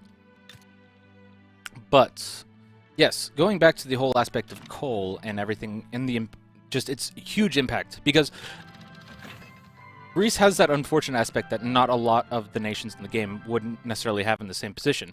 Because if a nation with a lot of coal in it, but still had a low population, they could easily what's the word I'm thinking of? They could replace the amount of workers they have with forms of automation, with coal and other things like that, just kind of boost their economy and make it faster. That way they have less people, they can get more factories, and they can get more stuff just through the automation. But hopefully, is that going to get me enough? We will just bum rush this then. And hopefully that's good. Do I need to... That's already maxed out. We could try and force the Ottoman... I'm pretty sure the Ottomans are not looking too hot. We could probably force them to... Hey, we got an achievement. Poor huddled messes. Oh, We got a migration. we got a migration target. Nice. Who did we get? Bosniak. Bosniaks are moving here. Interesting. We're going to get a lot more people. Yeah, I guess they figure we're doing better than the Ottomans. Well, look And at they're not wrong. look at this. You said we were giving too much power to the landowners. The landowners are generous people, Martin. Yeah. They give plenty of money down to everyone else. Well, I wouldn't say plenty. They give that. How many countries have 12 average standard of living this early in the game? A fair amount of them. I know a lot of them do. I'm trying to be positive here, Martin. Trying to be positive. Gotta stay positive. Positive vibes only. And okay, so let's try and bum rush some of this then, because that's going to take a little while, and hopefully we can actually get that done. We're stockpiling gold, which means we should just be building a lot more stuff. How much pops do we have in these? We should probably build another farm so we don't starve, and then let's just get some more cotton. The answer is always more cotton. More cotton. Cotton is a good that you can, like fabric rather, you can sort of just keep making it and keep exporting. You ask and I deliver, Martin. There you go. Nicely done. Ask and you shall receive. Yes, ask and I shall receive the #1 cotton plantation in the entire world. We're just that good. But how much cotton are we? What I love to see is just we're making this much cotton. We're making about 623 cotton. We're exporting about almost 95% of it. Yep. We're not using it, other people are using Exactly, we don't make our own clothes, we import clothes from the Ottomans. I still don't think we're a significant producer of it yet, but... But we do have the best cotton plantation in the world, which means we're the best. We may not have the quantity, but we do have the quality, sort of. Oh, let's get a university. Yes. That'll speed up things. Very nice. Oh, okay, we need paper. Are you saying that universities need paper? Why can't they just keep their ideas in their head? Aren't they just supposed to walk around in, like, you know, Okay. white cloth and have ideas? This is Greece! I think they still need scrolls, but... Let's see These here. modern kids with their writing. With their paper and pen. I remember back in my day when we had scrolls and quills. And philosophizing. Alright. So hopefully we get this sorted. Are we importing? We should be importing something. Yes, we are getting plenty. But we just need to wait for this to build down. Yeah. So we're being asked the historical claims that Greece have. Do they expire like other paradox titles, or do they last until conquered? They last until you either conquer them or they're revoked by war. Claims in Victoria 3 do not expire. Claims in Victoria 3 is also a lot stronger than claims in other games. It's very much like the world kind of generally accepts And we got the event that we were waiting for. Your rightful land. The first thing is, since we have it popped up here, we can just go straight for the Greek states and say our claims are irrefutable. Of course, yeah. Which means we just get claims on all of this land, so I don't think we get it on this until we take the land, but we have Greek homelands, we have a claim on the islands here, and then we have basically what is modern Greece's borders, where we have claims on. I think we're also going to be able to get a union with the Ionian Islands now, right? Even better. We can just ask if the British will let us take it. Very nice. Will And they? they like us a lot because we worked on that. Now the Ionian Islands are ours. We got a small population boost, and we got a little more people to work with here. Oh boy. Yes. That should be. You'll be fine. I do believe we're coming up to the end of our segment, though. Okay. Should we just answer some questions from chat then to end it? Unless there's something more you want to show off very, very I think quickly. that there's much more I could immediately quickly show off in the limited span we have. So if chat has anything that they want to actually ask, it's probably best to... I do just want to take... This isn't a question, but I just want to read this comment because it's wonderful. Fun fact, Aristotle was opposed to kids these days and their newfangled fad of writing on papyrus versus chiseling on stone tablets. So I'm with Aristotle on this. So what you're saying is we need to add more goods so we can have stone, so then we can make stone tablets. So we can have stone as a replacement for paper, That's specifically in Greece. So we need a so we need to be able to write on stone. That's our solution for the paper crisis. You want to take a question before we stop? Do we what questions do we have here? Do state portraits change when the military builds up? Yes, they should in fact change once a state gets to a certain level. Yeah. I think currently, mainly because we have plantations here, we have our actual like crops and other things here. But if we have You could click Paris, for instance. Paris, yes. Paris has their fancy thing. Which is because there's enough urban Yeah, centers, basically. because they have their, I don't know what the exact cap is. It probably is 10. But there isn't like a direct cap. It's more like... oh yeah, different ways. it's the scale of how much they have versus everything else. But yes, But alright. state images do change based off of what you put in each state. So Yeah, if you and- build up a coal mine, or you if you build up a coal mine, then you'll get a different state picture for that. If you just focus on farming and plantations, like I have, you'll have a specific state image for that. Alright, so let's end this segment for now. And again, I will be back shortly. And this has been Nick. Thank you for having me. And soon he will be poisoned. Oh God, I knew it. Chat, chat.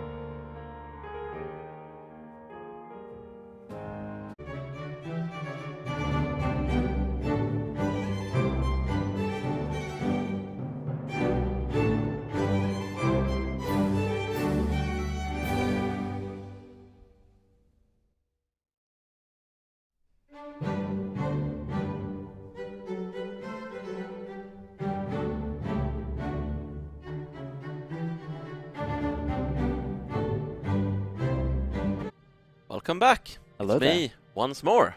And it's me as well. Yes. It is me, Daniel Tolman, the content design lead on Victoria 3. Alright, and you have your own little segment as well. So, I do. what do you want to show off on this day, 1.5 hours from the release of Victoria 3? So today we're going to be playing as Great Britain, and I'd like to show off some of our internal politics mechanics. Hmm? Yeah. In fact, we might as well just start the game, because I think that Great Britain will... Yeah, there we go, an election. There we go. Let's talk about elections. So, yeah, elections are one of... Well, so essentially a political party consists of multiple interest groups. Actually, sometimes it can be just one interest group. But yeah, within these parties, we have, say, the Tory party, we have the Anglican Church, we have the landed gentry, and they add up to... Wait, it says it's saying 0 votes here. What's up with that? Huh. Maybe Good we question. need to take... Yes, let's... Okay, There we go. yes. Everything's fine. Right, that Classic. solves the problem. Yes, yeah. And we can see here exactly why they want to join this party, and we can see how many votes they are projected to get within the election. And yeah, depending on who wins, that's going to greatly affect the amount of clout that the interest group has within the government. But I think we're getting ahead of ourselves. We should probably talk about what interest groups are. Yes. So what is an interest group? An interest group primarily is a collection of pops who support a broad set of ideas, who support a sort of broad set of class interest, I suppose is the best way of putting it. What is an interest group? A miserable collection of pops. Yes, exactly. In fact, you can see exactly how miserable that collection of pops are. Let's take a look at, say, I don't know, the landed gentry. And here you can see a complete list of all of the pops that support that interest group. So there's a bunch of aristocrats who support them. For example, I don't know, these guys. They are, well, they're doing quite well exploiting these subsistence farms over here. Yeah, in Ireland, of all places. Huh. So yeah, these are the people who support the interest group. There's a lot of them. You can scroll down as much as you like. And yeah, there are even some peasants who support the landed gentry as well. Not really within their interest to do so, but well, people don't always support what's in their interest. An interest group will also have a set of law stances. And here we can see exactly what they would support. So, for example, the landed gentry would really like it if we abandoned some of our more industrial economic laws, and if we return to a more agrarian system of economic rule. There's some countries that have more pro-landowner law setups. But Great Britain doesn't have the most anti-landowner laws, but certainly they're relatively liberal as 1836 goes. Exactly. I think Britain's laws are more inclined towards the support of capitalist parts. Yeah. So here we can see that we have interventionism, and that's going to help with the capitalist investment pool. We can also see that we have the monarchy, and that is one of the laws that supports the landed gentry. Indeed. Yes. Let's get the game running a bit. Oh, not speed let's fire, see I how our think. election will go. Yeah, let's watch it. We have only a few days left. And we can see that I think the projected winner is going to be the Whig Party, which involves the intelligentsia and the petty bourgeoisie. Actually kind of interesting, because all of the parties have negative momentum at the moment, so True. Yeah. none of them are running a particularly good campaign. It's just that the Tories are running a really, really bad campaign, and the Whig and Peelite parties are just running kind of bad campaigns, so they're kind of winning by default. Exactly. It also helps that they have, just more pop support in general.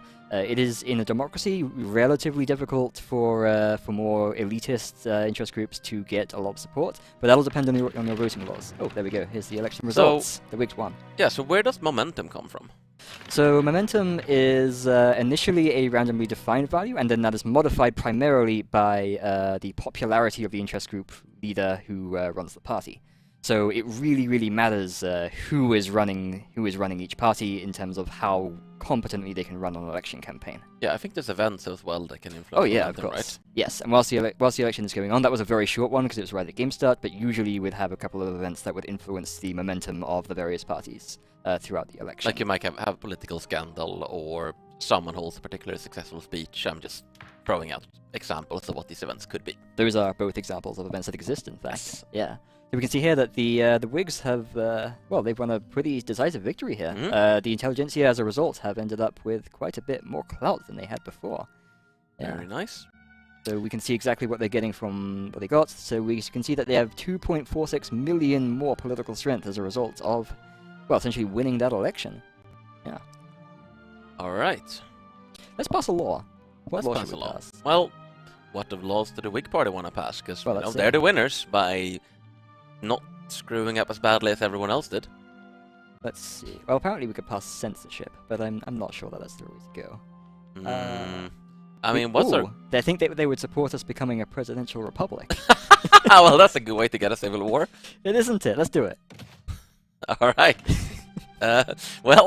So to show internal politics, we're gonna immediately get rid of the king. I see. Yeah, exactly. That is... It's internal politics. That is internal politics. Yeah. I'm not disagreeing with you. Let's run the game, because we should be seeing a political movement. There we go. Right, yes. And here's another aspect of internal politics, and that is that when you do things, people will not always like what you do, especially when it comes to changing laws. So here, we can see that there is a political movement to preserve the monarchy that we are attempting to abolish. And right now, it's supported by the Anglican Church and by the landed gentry. There's a lot of support for this movement. They are very angry about what we have done. Fairly angry, actually. I'm surprised that the radicalism is only high, that it's not higher, in all honesty, but okay. I think it helps that we don't have a large number of radicals in the country, but that is growing as we annoy people by trying to abolish the monarchy. Yeah, so at the moment, they're kind of trying to stop the abolishment of the monarchy peacefully by just... Because what this movement will also do is make it harder to actually enact the presidential republic. Yes.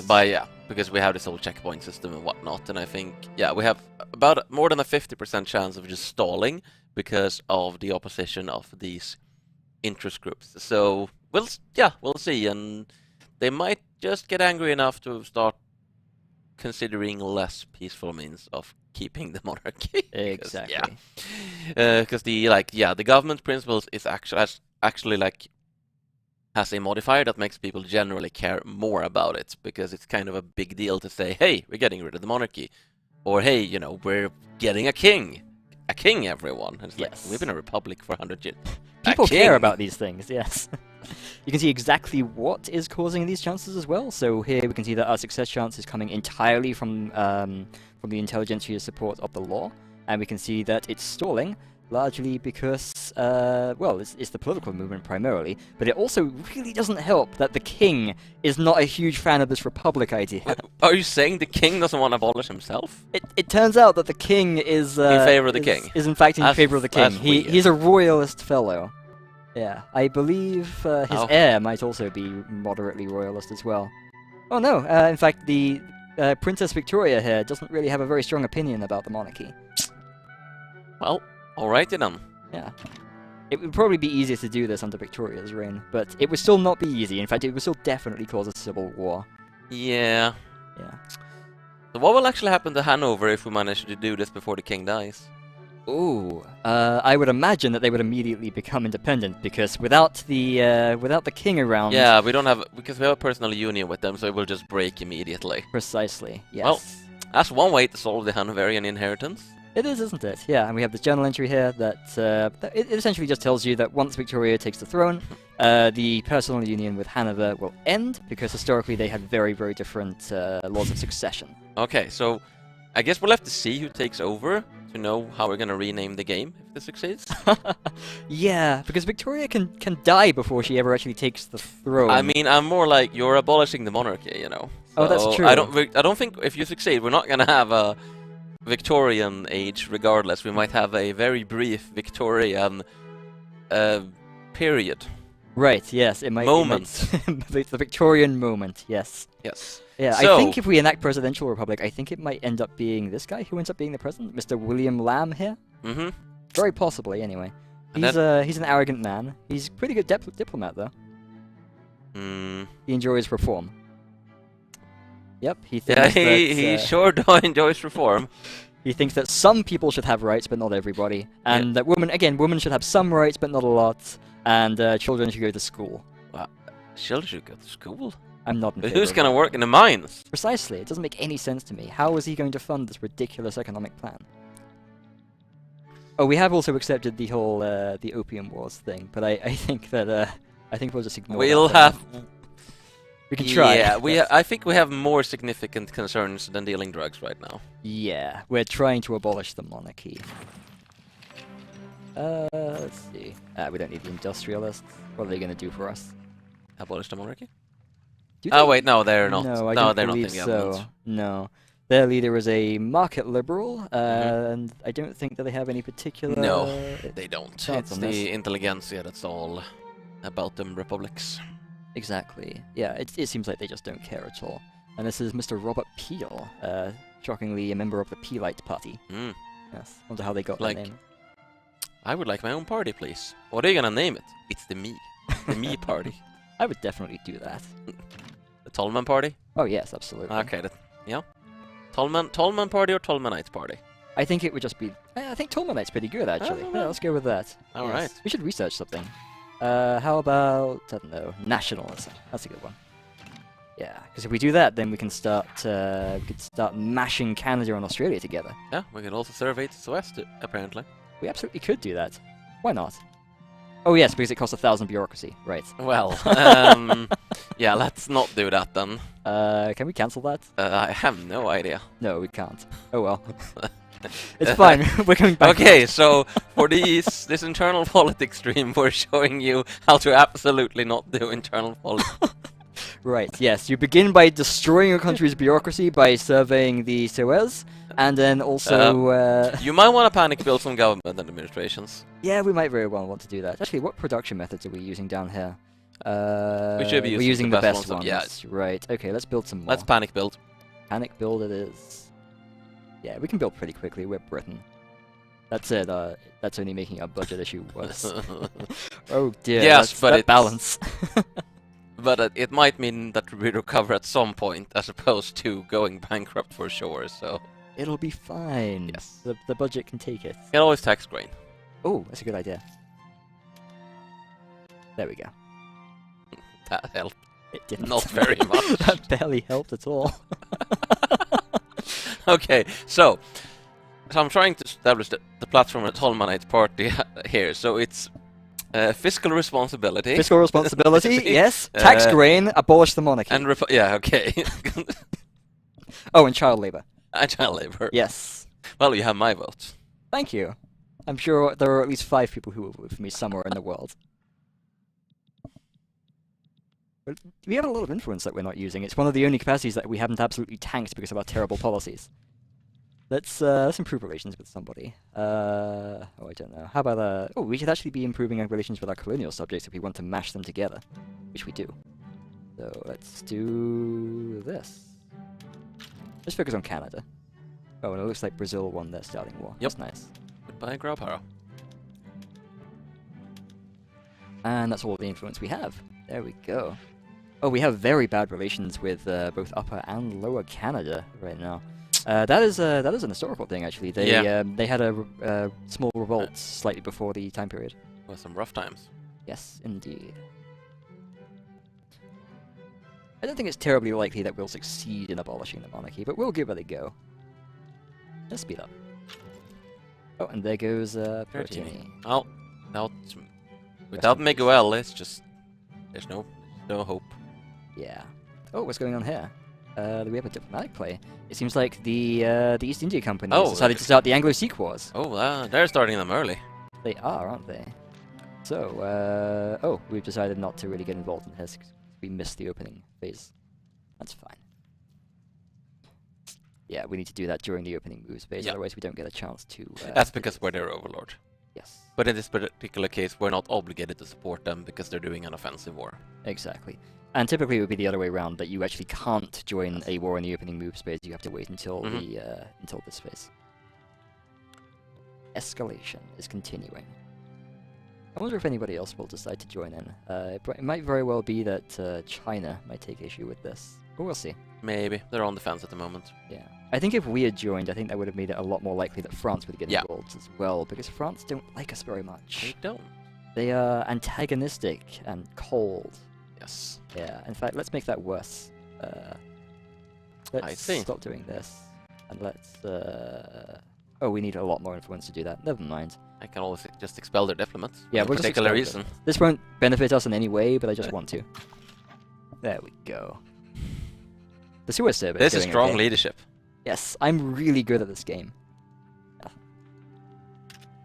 Strong leadership is knowing that whatever decision you make is correct, Yes. regardless of the facts or consequences involved. Exactly. If my policies don't work out, it's the world that is wrong.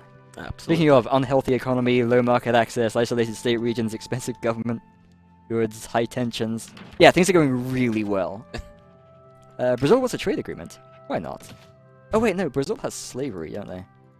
They do. Yeah, I think so. They were pretty late to the abolition of slavery business. They were, and I'm pretty sure it was Great Britain who convinced them with a few gunboats. So the interesting thing is Britain actually convinced them to, on paper, abolish slavery, I think even before the game starts, or shortly after the game starts, I don't remember the exact date. And then they just kept doing it anyway. That is, well, that's illegal. Yeah! Huh. It's illegal to break the law. It is, isn't it? So it's kind of a thing where I think actually having them legally have slavery is both correct and incorrect in terms of a historical setup, because it's like they kept doing it, but on paper they didn't, so it's that. Yeah, it's one of those situations where it's difficult to know exactly which way to go in terms of representing the history. But yes, eventually Britain was like, bro, everyone else did this already. Exactly. Just do it. Yeah. All the cool kids are abolishing slavery. These guys have decided to unify. If they can hold that together, they'll form Peru-Bolivia. Ah, it looks like we got a success tick there. Nice. Our economy is improving. We're only losing 63k a week now. That is actually much better than it was. Yes. That's why I told you to panic build. Yeah, it's going. That's working. actually also what the AI will do in the same situation. They will just panic build government administrations. Good. What else should we be doing right now? Oh, there's another diplomatic play here. This is a peasant revolt in Bremen. I don't think we care about this one. Let's declare neutrality. Are you not getting involved in the peasant revolt in Bremen? No, I'm not. I'm sorry. Look. Free city of Bremen? Is it that free? Really? I mean... Well, it is now. It's under the peasant revolt. Yes, exactly.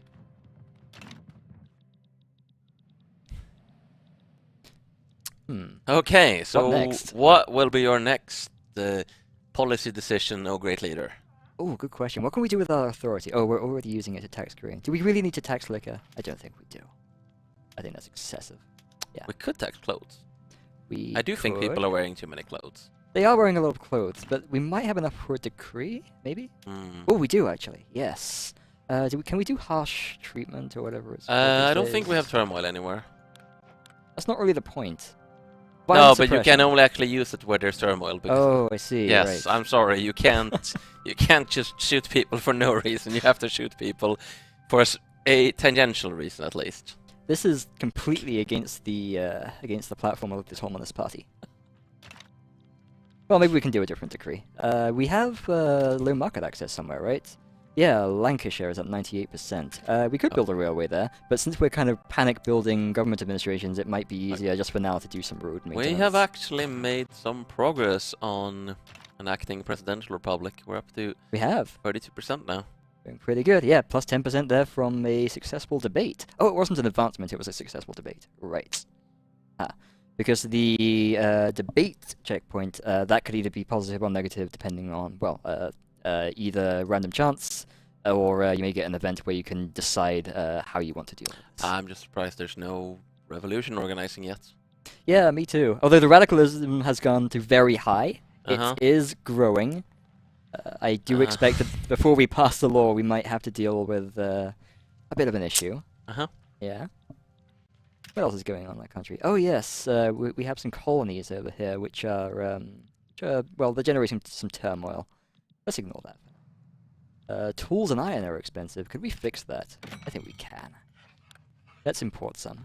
Iron. Oh, there's actually no good trade routes that we could use. Ah, but we also have very few convoys available. That'll do it. Right. If we had more convoys, I expect that there'd be some trade routes that we could establish that would fix the problem. All right. You know what? I want to. We don't have too much more time. We have Oh, a no. bit more time. We should speed up because I want to see how Yes. this abolishment let's do of the that. monarchy will progress. I think King Billy just died. Okay. He did. Queen Victoria. She's here. Now, can we abolish her in 8 minutes? Let's find out. Let's speed run the abolition of Victoria. And then we can see here that Hanover has just gone independent because they are no longer ruled by the same monarch. They should have got... Yes, there we go. King Ernest Augustus of Hanover, who I think was Victoria's uncle? Something like that. Something like that, yes. What does the man on the street think? Well, I don't really care. It's just a small authority deficit. The Egypt and the Ottomans are going at each other's throats. That is standard. We have nationalism. Oh, does that mean that we get to mash some together? No, not yet. We actually don't have good enough relations right now. Yeah, we're getting there. You need more maple syrup to stick them together. Precisely. That is, I think, quite literally how Canada unified in history.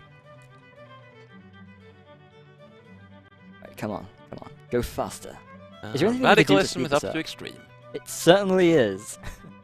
Yeah, I think we'll be seeing a revolution spawn sooner rather than later. Yeah. Oh, and we can see here now that we have these two journal entries, Federate Australia and Confederate Canada. So that's, well, we'll see what we can do. Oh, good, we caught Jack the Ripper. That's nice. The Queen's making a speech. Well, I think we should... Oh.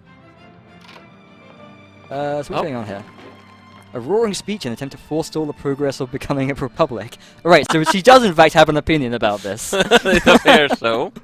I think we need to challenge this speech. I think she's Okay. full of nonsense. Let's see what that does. Oh, it made it much worse. Yeah. Oh boy. Oh dear. Turns out Queen Victoria, Doesn't want to be abolished. and also very popular. Oh, we did the Suez survey. That's nice. Yeah, let's try and buy the Suez Canal. I'm sure the economy can take it. I don't think they've accepted. We discovered gold in Tasmania, though. That's good. Watching that radicalism go up. Yeah, support high, radicalism extreme and growing. We have another election going on as well, and the Pulites. And a revolution is organized. Oh, there we go. There we go. You know what? I think this is the perfect time for a biscuit in Thank you. celebration of Queen Victoria and the revolution to not abolish Queen Victoria. Which, okay, let's see. Which parts of Britain are for and against Victoria? Well, Victoria's getting married, so I think that's more important right now. So There you chat is saying the biscuit is filled with opium. If I recall correctly, there are actually poppy seeds on top. Fantastic. So they're not entirely wrong. Right, what side should we support? I think we should pick the Republican side. Yeah. Oh, we could get Prussia to support us. Of course. Yeah. What do they want? What do they want? Oh, they want an obligation. Yes. Yeah, sure. Absolutely. Who else can we get to support us? Denmark. Denmark. Yes. Yes, mighty Denmark will support us. Oh, but we're already trying to sway someone else. We need to wait a bit. There we go. Oh, there we go. Pulite victory. Let's get the Dutch in on this as well. Oh, we should mobilize. There's like 10 days to the war and we haven't mobilized. Oops. It'll be fine, sure. Least incompetent Victoria 3 player. Again, I'm really good at this game. Especially when I'm playing on speed 5 with a biscuit in the hand. Okay. This is not good. Oh no, there goes Scotland. And London has fallen. We're still holding out in Kent. We can still win this. No, we can't. Cromwell, come back from the grave and save us. Oh no.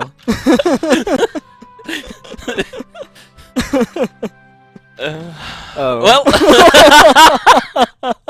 Well, a very successful in game. celebration of Queen Victoria, may she live forever, and may the traitor Tolman be drawn and quartered. I reluctantly say, God save the Queen. God save the Queen. And that's it for this segment. We'll be right back. Bye bye.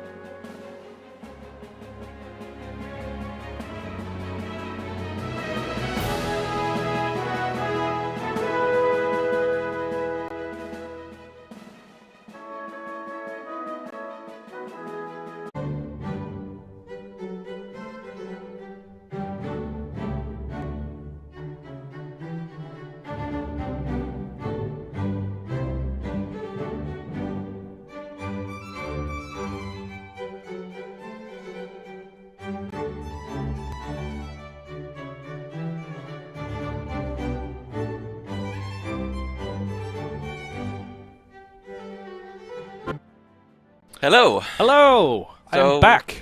Yeah. And here's Paul. It's like we just had an extremely competent run as Great Britain. I saw that. That was well. Competent was in the word. Hmm? In was in No, front. of it. there was a competent run. It just wasn't done by Great Britain, and it just wasn't done by us. You mean the AI had a Yeah. competent run? Because I had been reminded of chat I owe you this candy from losing our bet Thank you. yesterday. I figured it would be very Victorian if we had Yes. wine gums. Very British candy. Yeah. Much appreciated. All right. Well, what we am I did- supposed to talk We did about? at least make major power in the end. But yeah, what are you supposed to talk about? I believe I had been signed up for the stereotypical conversation of trade and tariffs and markets and showing off Portugal, which I think is the tiny little nation that could, and, you know, is lovely and blue and can do so many things because it's a fun little nation and I like playing them. Yes, I paid the candy tax. Mhm. I also paid the candy tax twice. That's for here. There's another on your desk for later. Very nice. So, where to begin? Yeah, I know, Chad. I know Steam lied to you. We wouldn't lie to you. No. But Steam, I unfortunately have no control over. Yes. You know, never trust Steam. No. So we are Portugal. Gaben is just trolling. Yes. Personally trolling by changing release hours. I'm pretty sure he did it entirely because we got to 3 before he did. Yeah, I think that too. Yeah. It's just, he's trying to screw us up. Portal 3 win. Sometime after Vicky 3. All right, we are Portugal. We are a tiny minor power. We have Spain next to us who thinks we're a threat. I don't think we're a No. threat. We're going to be friendly to Spain. Yeah, wary is more like, they're a little unsure about us. Yes. I think we start with kind of crappy relations with, or do we start good relations with them? Sometimes, and I think we have very wary relations. We'll change that soon. Mhm. But we have tiny little colonies from our old colonial empire, and the coolest thing that Portugal starts with is it is one of the few nations that start with a treaty port. Not Two. just one, but two. We have Nova Goa over here, which gives us a treaty port into the British market. Yep. And we have a treaty port over here in Macau, which makes it possible to be next to the Qing market. So I just want to super clarify something that I saw Mhm. in chat. Someone asked if we're going to continue the Mexico play, and the answer is yes, not right now. No, this So yep. the reason we played Mexico earlier today was not planned. It was just that we had an hour to fill in the schedule because of a scheduled mismatch, so we played some Mexico. This segment was planned, and it's not going to Yes. be about Mexico, but we will be continuing the Mexico campaign for sure. Just not today. correct. We didn't want you guys to sit here this morning and just watch a number tick down and then tick up an hour, so we decided to play No, Mexico for when you. you could be watching the Mexican economy Tick. upwards and downwards. I'm glad it did. So if you notice, we have a horrible balance. I'm going to challenge myself in 30 minutes to solve this with getting as many tariffs as possible. All right, this should be interesting. This is going to... So you're not gonna slash wages. I am... I'm gonna add a further challenge. All right. You don't get to slash wages. I will not slash wages. I am allowed to touch Yeah, the taxation you can touch policies the and everything taxation. else. Okay. I want... Okay, we currently make... Let's just estimate it at 20,000 Mhm. here. I want tariffs to be 50% of our national revenue Sounds good. on the end of the stream. All right. I'm going to... see if I can put my money where my degree is. We are going to need bureaucracy. We are also going to need a lot of other things. And we are going to just start importing and exporting from others and looking at what we can do. The nicest thing is we have a die economy. Yes, we do. We are one It's of the to die for. Indeed, but was it in vain? But yes, I set up for that, yeah. we're actually one of the few countries that starts producing a sizable quantity of dice. So Yeah. it is, and we can produce a lot more in our colonies. So it is It's one of the things Portugal has. They have a decent amount of resources, just not a lot of using it at the beginning. We have mercantilism, which will be okay for us, land-based taxation, censorship. You know, there's not any major laws we want to change. Our government is okay. It's kind of weird to always, like, you know, we have the intelligentsia in power right now. That is a neat thing that not many other nations get. We will lose money continuously here. We should do some quick And also, like, if you look, we really can't tax anything. Nope. We are suppressing the Catholic Church at game start, and as much as I agree with that sentiment, I would rather tax something with the 200. You're unlapsing your Catholicism. I'm gonna let bygones be bygones, and I wish they'd pay me for an, to be absolved of this problem. Something's going on in South China. Some opium thing? They want a treaty port. I don't care. Well, I do care. I actually don't want Great Britain to get the treaty port because I want to be the person trading to the British market. See what we can do. Let us look at some of our buildings. We are going to want as many convoys as possible, and because we want convoys, what will we also want? Shipyards. You know how I'm going to get around? Well, actually, I'm not going to tell you I'm going to get around your little challenge. Mm-hmm. I'm just going to do it.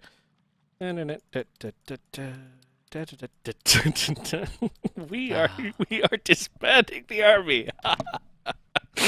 Because there was an exploit in that statement, and I'm going to use it. We are going to improve relations. Disgusting. It is disgusting, but I want to spend as much money on our navy as possible, actually. We don't need an army when we can pay off people to do things for us. Let's take a look at what we have. Unproductive trade routes, that's true. We don't have an army anymore. We can always export more. Hello, Russia. So, this tells us we can only export dyes. It's technically lying. We could always import thousands of things from other places, like, look at all this grain. Yep. I'm just making a mental note that I should flag when the player does that and ramp up all AI aggression by like 100 times. Oh, would they just delete their military? Oh yeah. Oh yeah, no, please. Like I am exploiting this to prove the point because we've challenged. That is fair. We have Because there is a thing like that for bankruptcy actually, where when you declare bankruptcy, AIs tend to rethink how much they actually like you and will be significantly more aggressive because bankruptcy screws over your army pretty hard. Doesn't mean necessarily you will be invaded, but it means you are definitely taking the risk of being invaded. because I'm tinkering. I know what the thing is. Corn laws. Oh boy. Because I'm tinkering with that, and so I'm looking at here, and I know this part of the UI is not everybody's favorite sometime, but I'm just looking and going, how much money can we make? And you could read through, or you could just, tinker. Sometimes I like to tinker because I haven't stuck that in this tooltip yet. We're being asked if it's easy for modders to add in different goods. The answer is yes, absolutely. It is very easy for modders. It is very easy to add goods. It is very hard to balance those new goods you've added, and good luck keeping your performance up if you add over 50. I'm looking forward to the mod that does it, though. It'll be fine. It'll work perfectly. You need 10 different kinds of coal. I mean, yeah, but that's like only 3 years down the line for us. That's a weird way of saying 3 months. We're not doing 10 different kinds of coal for Christmas. Doing? I already did it. That branch isn't getting merged, Martin. I already merged it. Quick, minor panic. Just old QA tendencies die hard, and in there I just screamed. Like, I did it 30 minutes ago.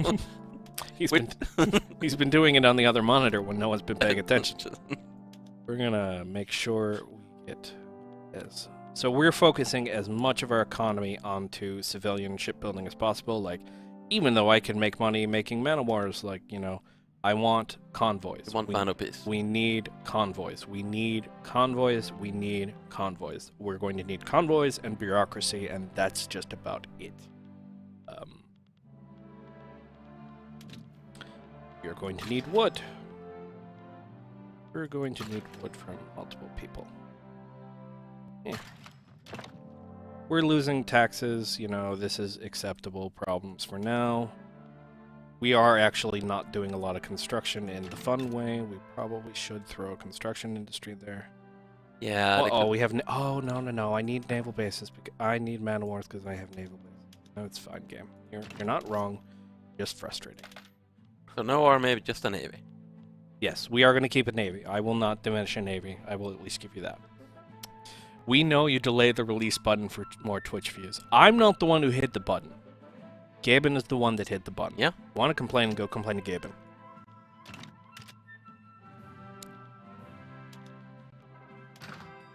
That is not productive. We have... Okay, it may not feel like much, but our tariffs have increased threefold. Because we are trading more. Portugal has figured out what a filing cabinet is. It's me or them. The landowners. He has demanded that either we collaborate to follow his orders, or they'll never approve.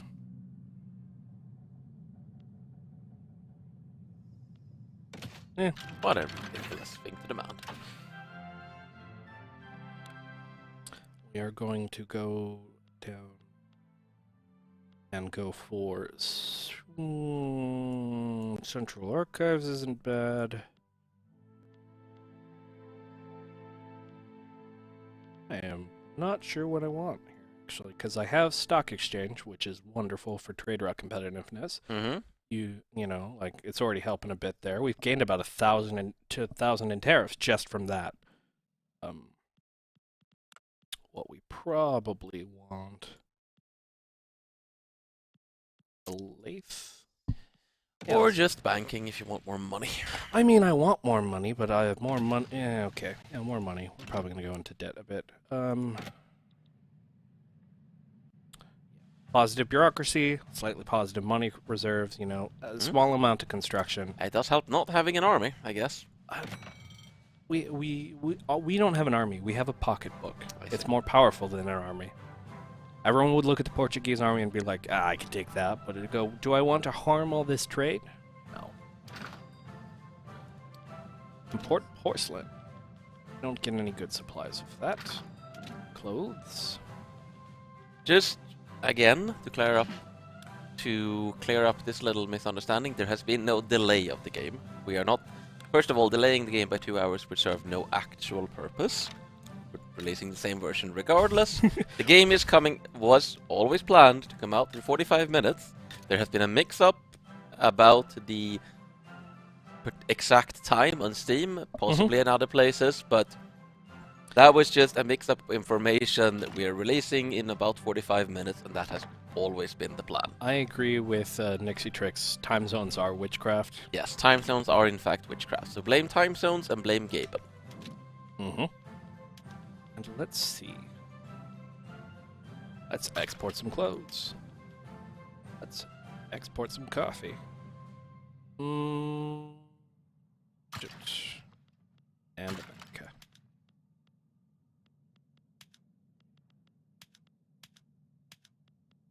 Is the one fun thing of just being going numbers. Mana Wars. How is our Mana War prices?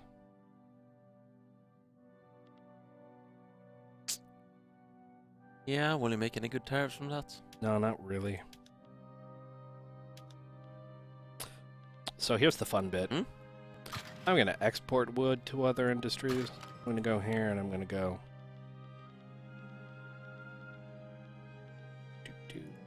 I'm going to import wood just to maximize tariffs. I'm going to arbitrage. Because we did create... It wasn't intended. But it is the fun little system that developed by developing is like, you could do both. You can go, I'm going to import cheaper goods from here and sell them over here for a profit. And tax it both ways. Yep. Yep. That's a thing you can do. It is a fun... I mean, I think it is a fun way to play because Portugal is a tiny nation. It's hard for you to work on being a larger nation and taking on the other markets. We've all seen where, we've all seen Spiff's video where he takes, Jan Mayen and he makes it an industrial powerhouse, but not everybody has to be. Sometimes you just have to know people. Yes. Listen, you're creating value, aka being the middleman and ruthlessly giving. Oh, that hurt. I got the dig in that one, and I'm creating value. No, I'm being a parasite, but I want to be. Yeah, you're creating value. Look at our tariffs is up to 7,000, which is currently about a third. Mm-hmm. Not bad. Well, you're with half the time left. Oh shit! Really? That time goes fast. Time goes fast. Oh yeah, I only have half an hour here. I'm not. I'm not buying you more candy. That's fine.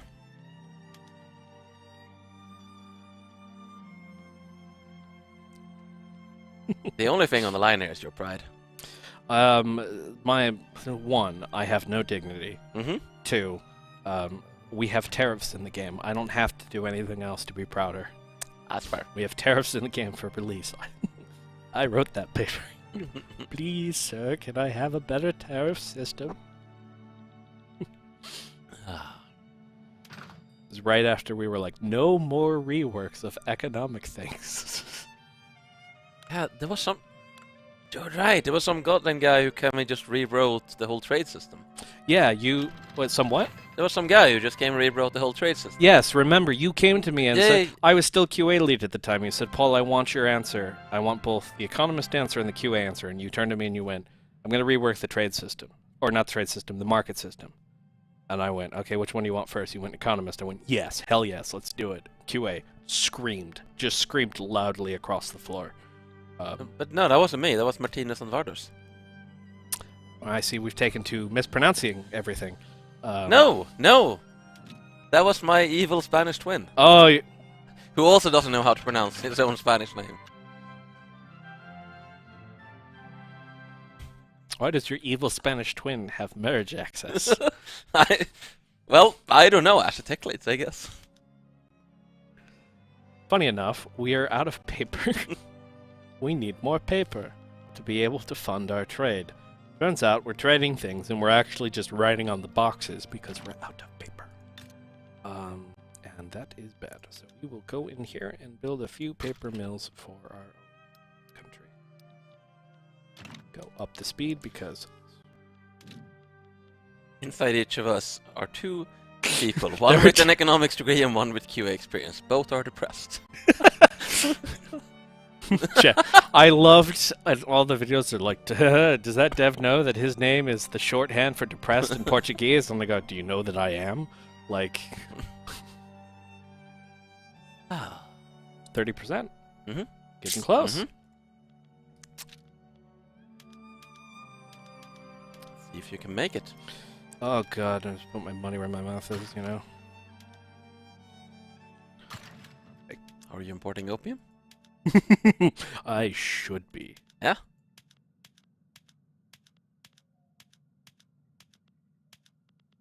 It's not a lot of sugar.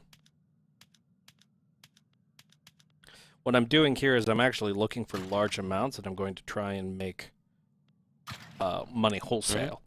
It's because I care more about the number of goods that I'm pushing through as opposed to the exact productivity of goods. I want some productive trades because that will make it where the trade center won't fail, but I want to be pushing as many goods as possible. I'm just wondering where the opium is. I don't know where the opium is either. I think that's at the release party. Ah, Uh-huh. I see.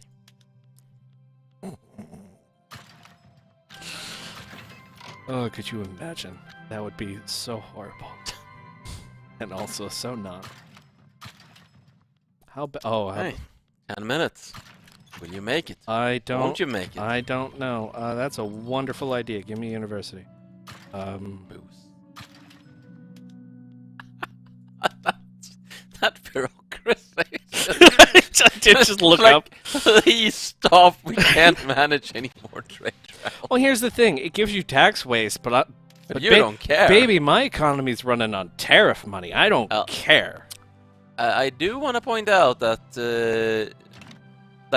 so what's your actual goal for tariffs? Because half income is a lot easier for you also crashing your tax income. I was thinking But about that's that. not a very big, that's not very impressive. I'm thinking about 15k to 20k would be where I'm All right, of it. good.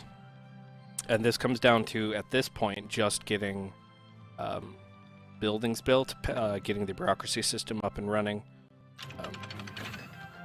adding 2 instruction centers to get that. Let's see. And no, tax rates does not, in fact, affect tariffs. Maybe it should, Probably but also, should, but also this is not exactly a good strategy. I am not playing smart right now, chat. I'm playing fun. Yeah, man, this is nowhere near the 5D chess we saw in the British stream. You only gave me 30 minutes. Like, I took an hour to prove that I could do this, and I was going slow, and I was being smart, and I expected to play that game more afterwards. Like,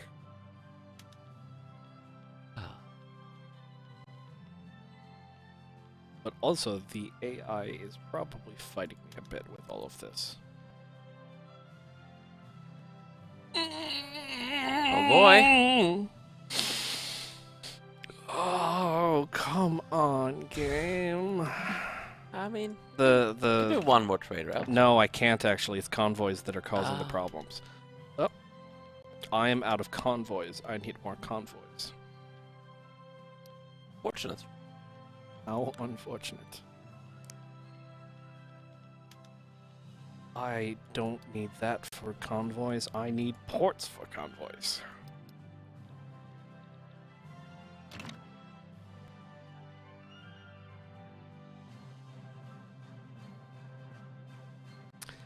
I know you guys want to play the game now, but actually there is no button. Like, there is no Santa Claus. No, this is just happening at 18. There Yeah. is not. We're not like going in and clicking a button. All we have on this desk is a PC, some wine gums that Martin has not yet eaten, and one more biscuit, Yeah, which you can save for Ben, because I've had enough. you've had a biscuit. I've had multiple biscuits. They're delicious. Let's see. Our GDP is actually doing pretty good. Our per capita GDP is horrible. 107 worldwide. Well, golly gee, we can make that worse. Yeah, we can. I have one. Over 50% of our national revenue is tariffs. He achieved triumph over himself. Now, we are in a horrible budget deficit due to Mhm. tax problems and other things. The Economist had won. He had achieved triumph over himself. He had learned to accept the deficit, love the deficits. Are you proud of yourself? No. I look forward to doing this correctly in a slow play at some point in time. But my theory is, eventually, because we're building ports and we're going to increase our trade and we have shipyards and we're going to then do paper mills and then there's, government admin, and we will just increase that further because we need more government admin. This will all sort itself out. Because the fundamentals of the economy are solid. There's going to be no problems. The invisible hand of the market. It worked. Yeah. It worked entirely as it was supposed to. Look, there's an industrial boom. Woo! And we even have central archives, which means I can click my favorite button. The one that doesn't give you nearly enough, bro. No, it doesn't. It's because we're so short on paper. Yeah. So let's see if we can get more paper in. Oh, you're actually trying to recover this now? I know, and I'm a little bit impressed, because I was... Hey, that's no longer an unhealthy economy. Hi, Belgium. Boy, healthy. I don't want any trade agreements because I want tariffs. I want to make as much money off of people Okay, as possible. we're gonna keep going. I'm going to keep going until they kick me out. Mhm. We got 5 minutes. I got 5 minutes. This is so... I would not recommend doing this.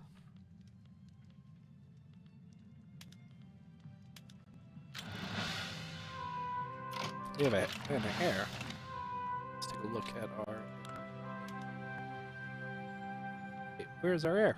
Oh, wait, it's not on the screen. It is over here. Oh, look at that. Look at that regal baby. That regal baby is He has a monocle. It's having a little bit of a wardrobe issue. Yes, he also has a little bit of wardrobe issues. We gotta get that. Okie dokie, Okay. let's that's cursed. That is a cursed baby. I just liked how he's balancing the monocle perfectly. some problems. Just Well, okay.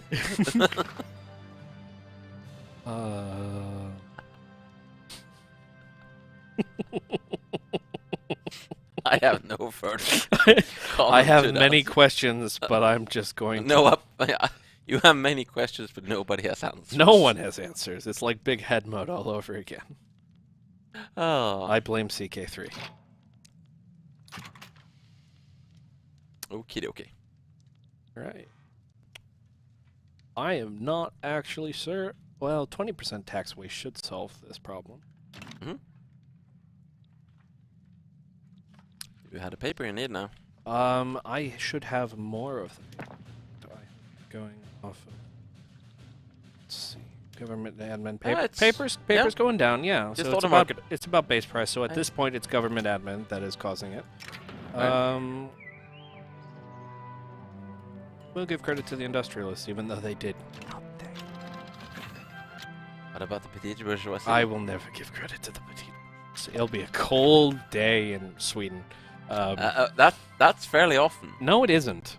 I am from Chicago. You have never, like, it doesn't get the same kind of cold here. I guess. I mean, kind of depends on what part of Sweden, though. Okay, that is fair. Cold day in Stockholm, because feel- it doesn't get cold in Feel Stockholm. free to go up to, like, the north border with Norway I in the middle of winter I- and repeat that. Joke's on you. I already intend to do that for Christmas vacation. There you go. I'm going up. So that's okay, but that's when you're supporting the petite bourgeoisie. Then. Spain demands that we submit. And they're calling it an obligation. I think we should accept. Oops. How could you? But then we won't collect our tariffs.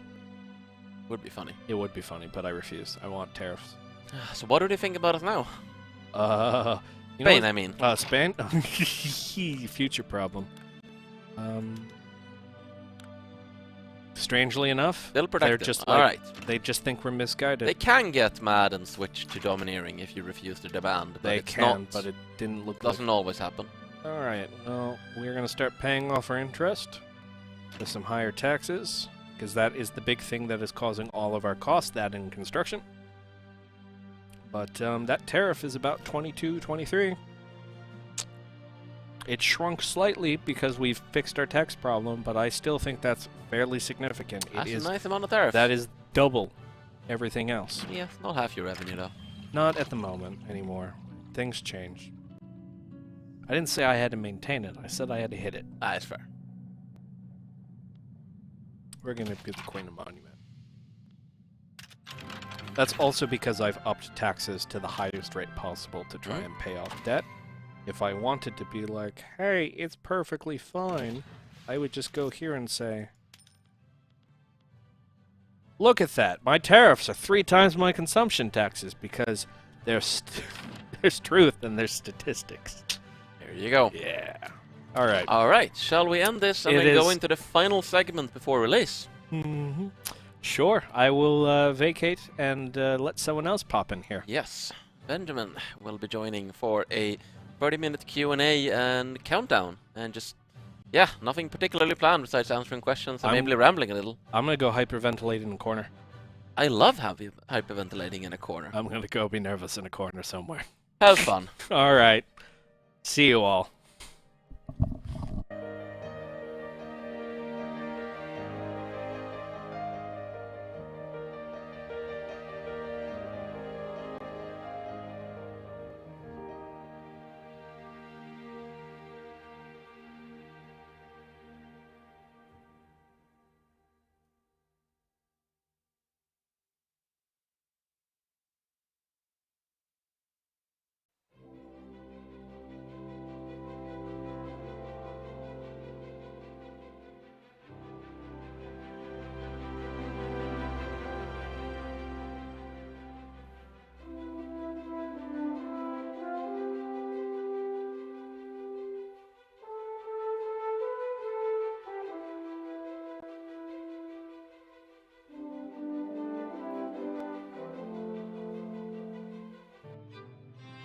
Hello again. Hello, All right. everybody.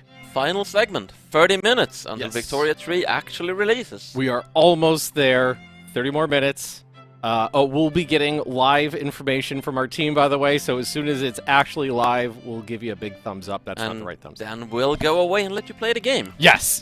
Then we will leave, and it will be all up to you. In the meantime, guys, if you have any questions, leave them in chat here. We're looking at Twitch chat right in front of us right now. Yep. We'll try to get through as many of them as we can. I'm just gonna play one of my favorite countries that I've played a lot in the alpha stages. So. That's going to be the Zulu, by the way. Oh, also, I'm Benjamin. Hi. I used to be on the community team for Victoria way back when, around when we were doing our official Vicky 3 confirmed announcement at PDXCon way back when.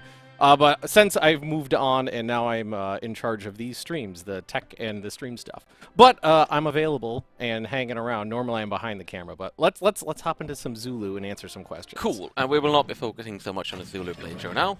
We will mostly be focusing on you guys' questions and if we feel like rambling about anything in particular. So yeah, cool. So yeah, feel free. Ask pretty much anything about the game and the project, and I will try to answer as much as I can. And also, should have the last. I know you've already had several, but this is my third. But they are delicious. Okay, so let's begin. Can you release Scotland and play as them? Yes, you can release Scotland and play as them. I don't know why. I'm not sure why you would want to. Scotland is pretty nice. Scotland has pirates in EU, so now it's super cool to play. No, Scotland, not Scotland. Oh, that is just my extremely Swedish accent, but you know. Miguel. Blame Miguel. I saw Finland. Finland is possible. Yeah, no, I just realized I should probably not be picking a fight with the Scots. That's not going to end well for me, so I'm just going to go ahead and walk that back. Okay. Is the game going to be out in 30 minutes? Yes. Like, we're not the ones releasing the game here.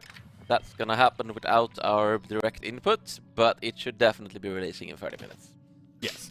Okay, how much pressure have you felt making this game? It's been highly anticipated. So I can say without any hyperbole that this is by far the most difficult game I have ever worked on designing.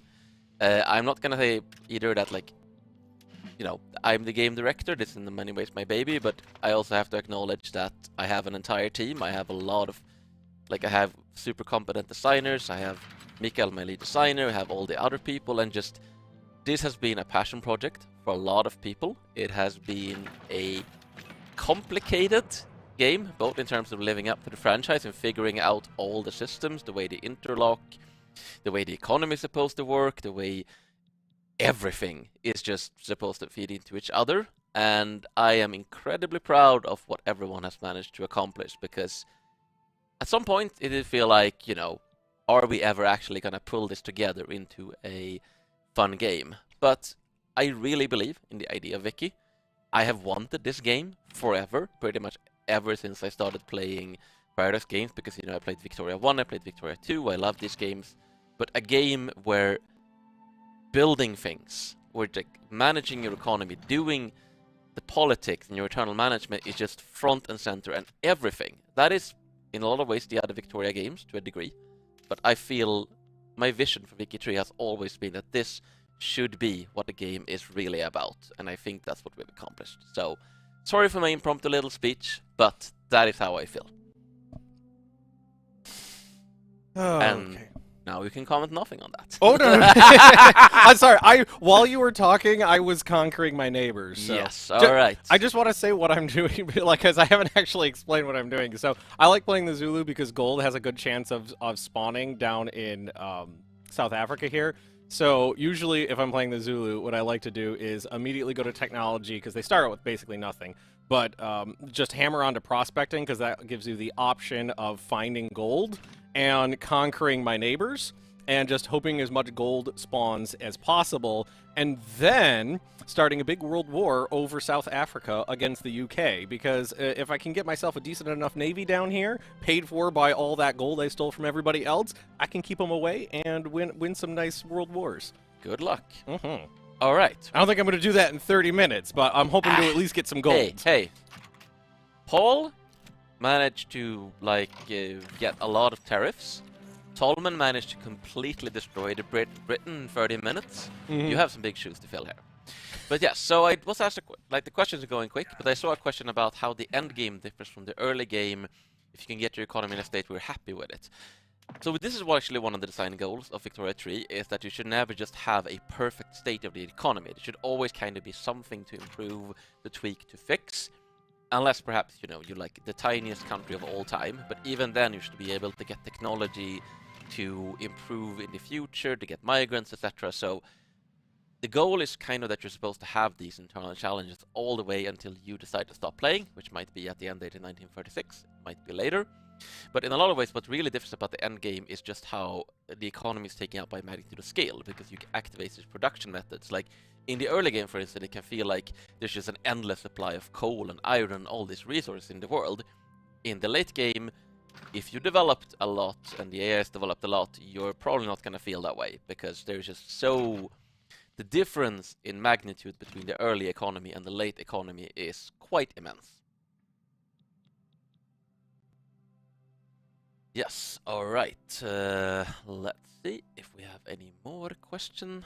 Can you form some sort of union between two monarchies? So personal unions are a thing in the game. They're only a thing in the game at the very start.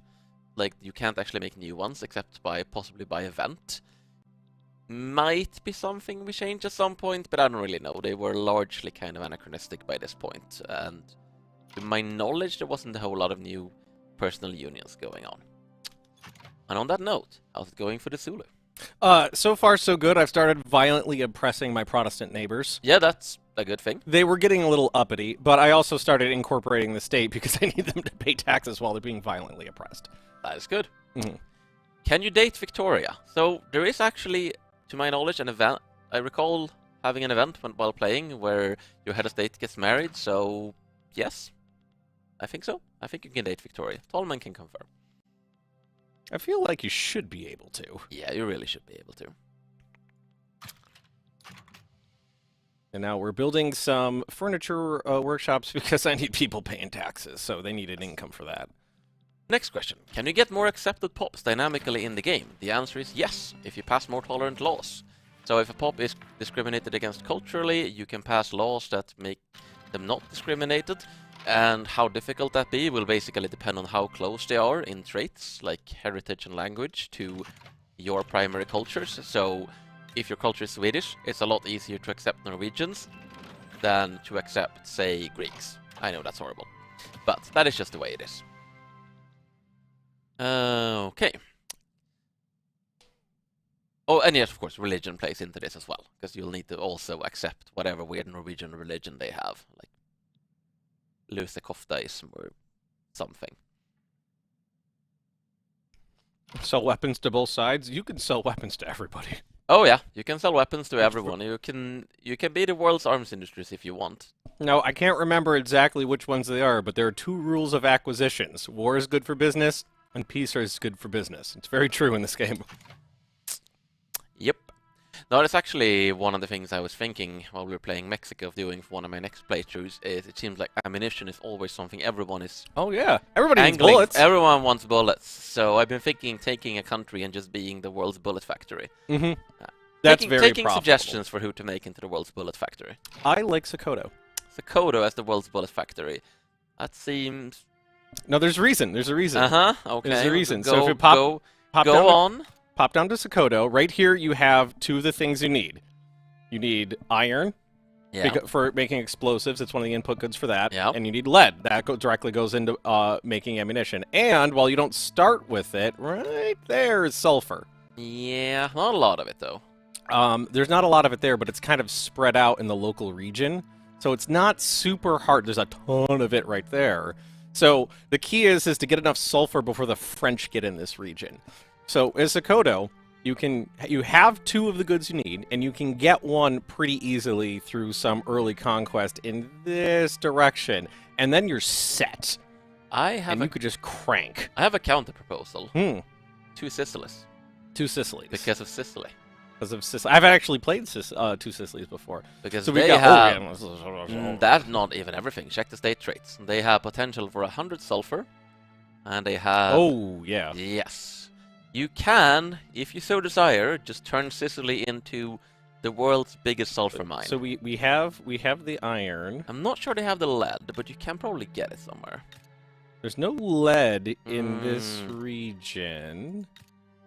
Might be some in Tuscany? No. Okay.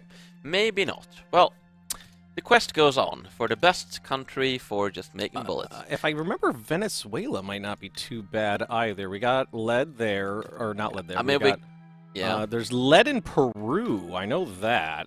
And I mean, frankly, right. Peru's pretty easy to just. It's pretty easy to punch down as Venezuela there, because that's one of my favorite countries to play right there. Yeah.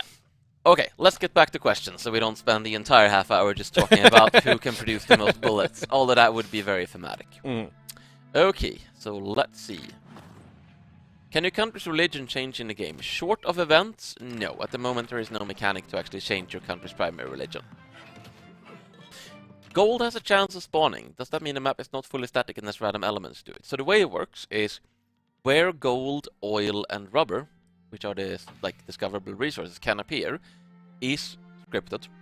So, you know, gold can appear in California, but where it appears first, and possibly at all, because the chance of discovering it can be locally modified and so on, is random. So you might get an early gold rush in California, or you might get a very late gold rush in California, or might actually get no gold rush in California. So that's kind of the way it works, is you're not just going to have gold show up in a place where there's no gold, and you're not going to have rubber show up in Switzerland, but where it shows up is where it shows up when is kind of random. Ooh, there we go. Prospecting unlocked. So now I can get my gold fields. Oh, that's also something to mention. With gold, at least, it spawns in these two different types of buildings. Gold fields are just kind of there. They're kind of low efficiency, and people will flock to them and start producing gold. Those gold fields can then turn into gold mines, which you would actually have your different options. We did a fair efficiency. amount of this in the Mexico stream. Yeah. So, just a tip to everyone asking questions, you should tag Paradox, at Paradox Interactive, so we can see it in our special little feed. Otherwise, I'm almost certainly going to miss your question. How does the Alaskan purchase work? So, I know there's a bunch of different mechanics to it, how it triggers and who can purchase it, but I don't play that much in those particular countries, so I'm actually gonna fib on that one and say that I think there's more to it than just, you know, America purchases at this time from Russia, but I don't actually know the exact mechanic, or rather remember the exact mechanics of it. Okay. Did you know Victory is the top-selling game on Steam? Yes, that's very nice. Feels good. Can you change your country primary culture? Again, short of events, no. It's not something you can do at the moment. Oh my god, I should not have told people to tag, because, oh boy. It's now just all Oh tag. yes, I'm... Unfortunately, it's just... Instead of missing many of the questions, I will not miss all the questions. Okay, what kind of tax penalty are applied when you conquer a country? So, you don't get a tax penalty per se. There's a few things that happens when you conquer a state. And the severity of it depends on a few things. It depends on your infamy. It depends on whether the state is a homeland of your primary cultures, like, for instance, if you're North German conquering North German state. And it depends on if you have a claim. And basically, the higher infamy, the worse the penalties. The closer aligned the state already is you, the lesser the penalties. And the penalties are that the local barracks and naval bases will be downsized by a certain percentage, so you don't just get to take over the military entirely of whoever you conquered. Unless, you know, you have claims and it's a homeland and whatnot, then you might be able to just take it over wholesale. And secondly, you will get a whole bunch of radicals in the state, which will create turmoil, which will create a tax penalty. So that's how that works. What's the acceptance gameplay-wise between accepted and non-accepted pops, besides political strength? So yeah, political strength is the biggest difference, but also non-discriminated pops become radical, and they will get less pay. They're just having not the best time with it, because that's what discrimination means. So, let's switch back to you.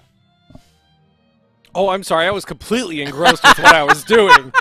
I've been sitting here quietly trying to screw with the landowners. Every single pop-up that I've been clicking off pretty quickly, but every single one that says like something negative about the landowners, I've just been like, yeah, screw those guys. I went in here and started suppressing the landowners. I started promoting the armed forces. I'm kind of cool with a military dictatorship right now, especially if this is a purely gold-based economy, because like my wife can contend. I've played this game for about 1,000 hours now, and coming out of my office all the time is, damn landowners! Yeah. I hate them so much. That is a very Victoriatory thing to say. Well, what I really like is there's been a lot of times where I've been trying to like do something to improve the country, and the landowners are like, no, we will not allow it. I will burn this country to the ground around me before I let you make it a better place for poor people. I think, yeah, because I think they... And I'm like, yeah, that sounds about right. Their idea of improvement is probably not your idea of improvement. Exactly. So like right now, like one of the only laws I could pass at the moment would be local police. And that sounds like a great idea, but the problem with the local police is that's going to make the landowner stronger. And I don't want that. So I want the police because those damn orange guys are still a little uppy about the whole I conquered them thing. But local police would make the landowner stronger. We don't want that. So ideally, getting over to dedicated police force would be great for me, but I gotta pass some tech. What I'm hearing here is all landowners are bastards. Yes, exactly. Okay, so I saw a question earlier that I really wanted to answer, which is, can you have a constitutional theocracy? And the answer is yes. That's fun. You can combine theocracy with all sorts of other laws, like voting on who is the chief priest and whatnot. It's quite neat. And we really need booze in this country, apparently. I do have access to, I can make booze. I don't think we produce any sugar, so I might need to get on that. Let's see. I can change this though, right? Yeah, fig orchards will give me some sugar, and then I can make some booze and then tax the crap out of it. I'm already taxing it. So now answer, is it scripted who can swap religion or culture? Is it dynamic? When I mention it done by event, I'm not talking about there being specific events. I'm saying it can potentially be done via script, but it's not something we're really focusing on too much, because honestly it also didn't really happen that much at this point in history. Like, you're talking about the 19th century and it's only 100 years. Countries had fairly strong cultural and national identities at this point, with some exceptions. I will say my GDP is not doing half bad, considering we started all the way down there. And only a little bit of that was taking money from my neighbors. Any economic strategy that work for every nation? I would say probably not. I mean, you could try Paul's maximize tariffs and bankrupt yourself, but no, I genuinely don't think there is like one strategy of just build these buildings that will work for everyone. At least if your goal is to really sort of maximize your economy. If you just kind of want to build a stable economy that makes you some money and not to worry too much about market fluctuations, then I would say just build farms, plantations basically, and make the landowners powerful, so that will make you happy. Yeah, there's a lot of like base level stuff that pretty much any economy can support, like a couple of furniture manufactories and some textiles mills, because every poor person wants a chair and a shirt. Yeah, so that would be the thing that kind of works for everyone, is focus on the basic stuff that pops by, but it's not what's gonna make you the top economy. It's just what's gonna make you a little bit better, basically. Now, what I've actually enjoyed is exporting warships to the world, because the chain of events to get warships, there's a lot of steps in there, and the AI sometimes will be willing to pay a hefty premium to get some of those into their navy. Yeah, that works. Maybe I could add that to my cell ammunition strategy. Well, it actually pairs really well with that, because warships use a crap ton of ammo.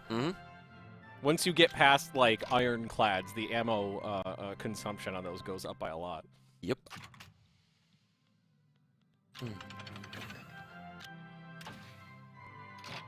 There's a question about British Rush content. Yes, there is British Rush content. There is content about the Sepoy Rebellion and turning the East India Company into British Rush. And if you want to experience that, I would strongly recommend playing as the East India Company. It's actually a very fun nation to play as. They can really throw their weight around in that region, too. Will you do Dev MP streams for Wiki 3? We don't have anything firm planned yet, but I would love to. It would be really fun to do a Dev MP or Dev Clash at some point. But, like I said, no firm plans. I'm personally really looking forward to playing a little MP with some of my friends. We've been talking a lot. Well, I got a lot of like people in my friend circle that play Paradox games that really love economically devastating their friends for fun. Yeah. So we're really looking forward to playing a little MP. I was enjoying watching the MP that was played by some of the influencers, where everything was somehow running on an Austrian Ponzi scheme to produce paper. I'm almost bankrupt. Oh boy, that's a good idea. I was hoping I'd have gold by now. Okay, jack up the taxes. Woo! Okay, problem solved. I guess you weren't listening when I was talking about the random discovery of gold. I was hoping to have had it by now, but no such luck. I got to like 98% of bankruptcy, and I was like, fuck it. I'll just crack it back. Although I did triple the income in consumption, taxes just by giving everybody booze. Yep. Also, 10 minutes. 10 minutes. We will be getting live information from our friends because there are buttons and levers and big Victorian fuse levers that need to be pulled. So we'll get a notification from our friends in the studio once it is confirmed live. And I'm sure it's gonna end up being like 1 or 2 minutes late, at which point I will be very happy that you guys are not in here right now, so that we can actually not be lynched. Yes. Yes, because it can almost guaranteed will not be, because it's not an automated system. It's not like it'll tick over to the hour. There are buttons and levers and things. Yeah. Hopefully not, but we'll see. So, someone asked if they would recommend playing as a small or big country for their first playthrough. So we actually have a list of recommended countries, which is when you're playing with the tutorial objective. Then it will show you 4 recommended countries, and it is Sweden, it is Belgium, it is Chile, and it is the Cape Colony. And of course, you don't have to play as those countries with the tutorial. You can play as pretty much anything you want. I would not necessarily recommend trying to learn the game as the United Tribe, but hey, that's your thing. Go ahead. Do you have any favorites that you would suggest? Besides those 4? Yeah, like personal favorites. Oh, let me think. I got a couple that I mean, I have a lot of favorites in terms of countries I like to play, but now I'm just trying to think about countries that would actually make good tutorial countries. I would say, actually, yeah, the Upper or Lower Canada. Like, that's actually quite a good place to learn the game as well. Do you have any? Yeah, I really like Dynam. I like them because they have a massive population. You start off with about 6 or 7 million people, I think. They're almost all subsistence farming, and you do have a couple good state modifiers in like the Mekong region. So let's see. So you've got 10% logging throughput and agricultural throughput there. So you could be a pretty good agricultural powerhouse in the region because you have a lot of people to work with. So, and then on the other side, I really like Greece because it's like the opposite. Yeah. You have like no population, but like good tech and a starting military. Like, those are both really fun. I wouldn't probably not recommend either of them for learning the game unless you want a bit more of a challenge. Like, Dynam has a lot of resource potential, but they're also unrecognized, which means the AI will be more aggressive against you, and you might want to get recognition. Not necessarily to learn the game, but... And Greece is in a precarious... That's a tough start. That's a tough start, but I like so it. Yeah. I would not recommend learning the game as Greece. If you're a sadist. Yeah. Or you're really confident in your skills. And the other one I really like is anything in this kind of region here. I was actually just about to say there's a lot of South American countries that are good for learning. Not necessarily Brazil, because you start in a civil war. Yeah. But if you find with just getting through that. Yeah, but and like Argentina, New Granada. Yeah, there's just like we picked Chile because it's relatively sort of. It has a bunch of industrial resources. It has a little bit more development than most at start, and it doesn't have a lot of neighbors. But I would say almost any country in South America, not Paraguay, is good for learning. I would say Peru's not a great start either because you start with 100% mountain range, which means building anything early is rough, and this happens. Yeah. Peru, agreed. Peru also not the best. It's good because again, Peru is one of the areas where gold has a chance to spawn, so you can get a good gold-based economy going there. But you'll also probably get eaten by Bolivia. How difficult is Krakow to Poland? Fairly difficult, I would say. Like, I haven't played them recently, but I have played them a few times. I've done Krakow to Poland once at least. I did it like 6 months ago. Yeah, and but the AI is a lot Yeah. less keen on helping you for no particular reason nowadays. So back then it was really easy to convince the great Yeah. European powers to do your I dying think for you. the play now is basically try and get out from under Austria because you're a puppet, and try to become a Prussian protectorate, and then try to grow with the help of Prussia. That is probably, until you're ready to take them on, would probably be my Krakow strategy now. I would not recommend it for the first game. No, Krakow's not so easy anymore. It is quite fun to also just play Krakow in Krakow. Like, just sit there and attract people and be a bustling, Just like, go tall. tall Krakow. Just build... When you run out of space, you just build the buildings higher. Need more booze. More booze means more taxes, means happier people. Actually, are we obsessed with alcohol, I wonder? Are we? I don't know. Oh god, I don't remember where you can actually see that. How do you actually... On the culture. Okay, so if we go to like... You would have to look at the specific culture. Okay. Wow. Well, let's see. We may... let's... Zulu... Doesn't look like any obsessions at the moment. Oh. No. They just like booze a normal amount, it seems. Man, like, this is a Victoria series staple, is you can never go wrong with more booze, basically. Oh, yeah, no, it's always profitable. Even if your people, like, if you're making more booze than you can consume, you can always export it. Yeah, you can also, if you have some opium potentials, you can just sell opium and booze to everyone. Okay. It's like, always a market. Okay, it's fair because there's military medical tech that use opium. We're not using it for personal consumption here. Why not? I mean, some people might be. Although there was one time I destroyed the British economy through mass exportation of opium. Yep. That's a lot of fun.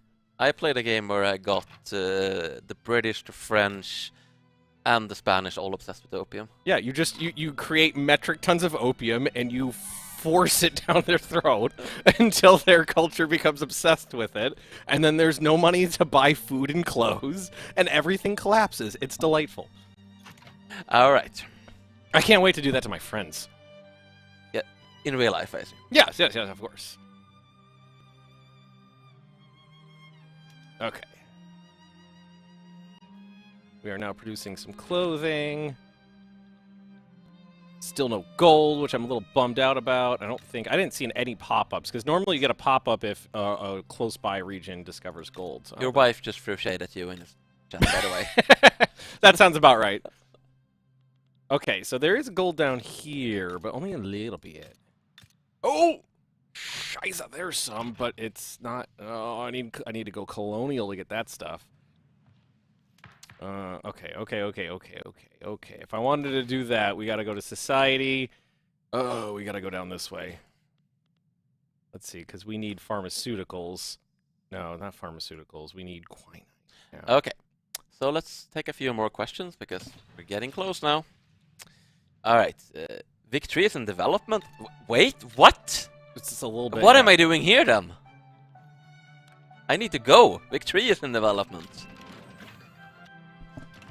But yes. Will we add seasons to the game map? That would be cool, actually. We'll see. Like, I think it's something we have talked about adding. But yeah, no promises on when. But I would like that. Yeah, we can beat people. We'd have the cops beat people up. It's fine. Everybody is... I'd just like to point out, every surrounding area has found gold but me. The Transvaal has it, this little area down here has it, and North Cape has it. I'm the only one who hasn't found it so far. So another question was, any favorite formable nations? Two nations that are formed more than any other, which is Gran Colombia, as generally playing as New Granada, for that historicalness, and Galicia Volhynia, which is a thing you can form as Krakow instead of forming Poland. Or, you know... Why would you ever not want to form Poland? No, or rather, as a step on the way to forming Poland, because it's a lower tier country and it just requires you to take a couple of states from Austria. It also actually accepts Ukrainian culture as well, so it's it can be an interesting little country to do if you don't actually want to go for Poland. But usually you want to go for Poland. Yeah. Can I form Wales? You can release Wales. Can we release nations? Yes.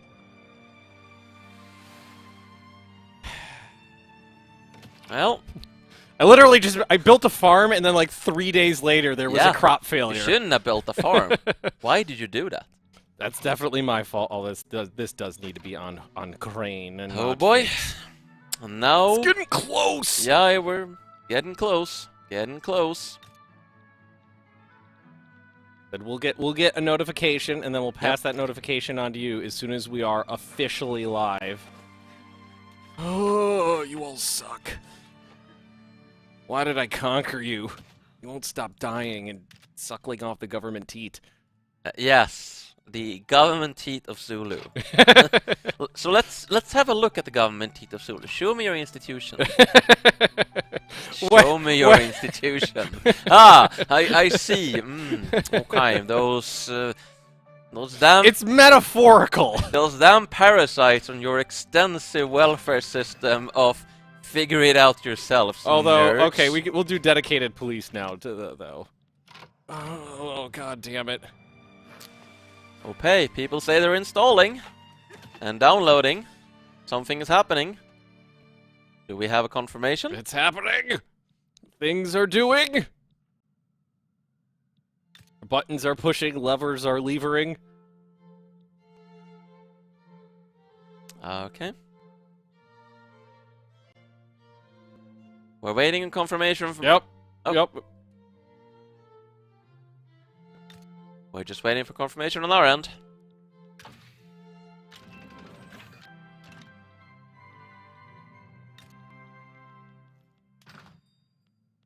Why do you people need food? Fucking poor people. Weren't you just yelling about the landowners because they don't want to make things better for the poor people? My opinions have changed. Okay, so you've gone from hating the landowners to becoming the landowners in less than 30 minutes. If they would stop begging for food, I would stop hating them. I see. Okay, so we have gotten confirmation. We have confirmation. Victoria Tree is confirmed. Woo! Digital confetti. All right, have fun, everyone. This has been a long time coming. I hope you all enjoy the game, and I will see you soon for all the post-release stuff. Thanks for watching, everybody. Enjoy. Bye-bye. Bye. Peggy 12. We thought we knew the world we were born into. We thought we understood the rules. What we know now is that everything can change. Traditions,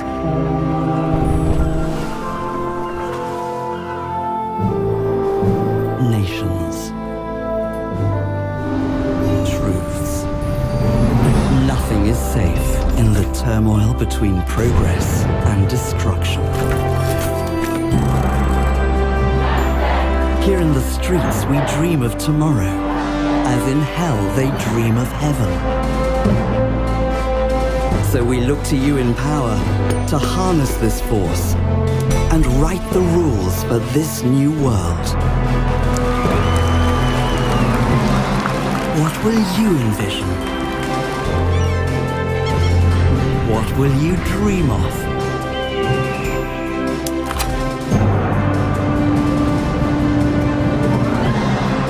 Tomorrow is racing towards us. What world will you build?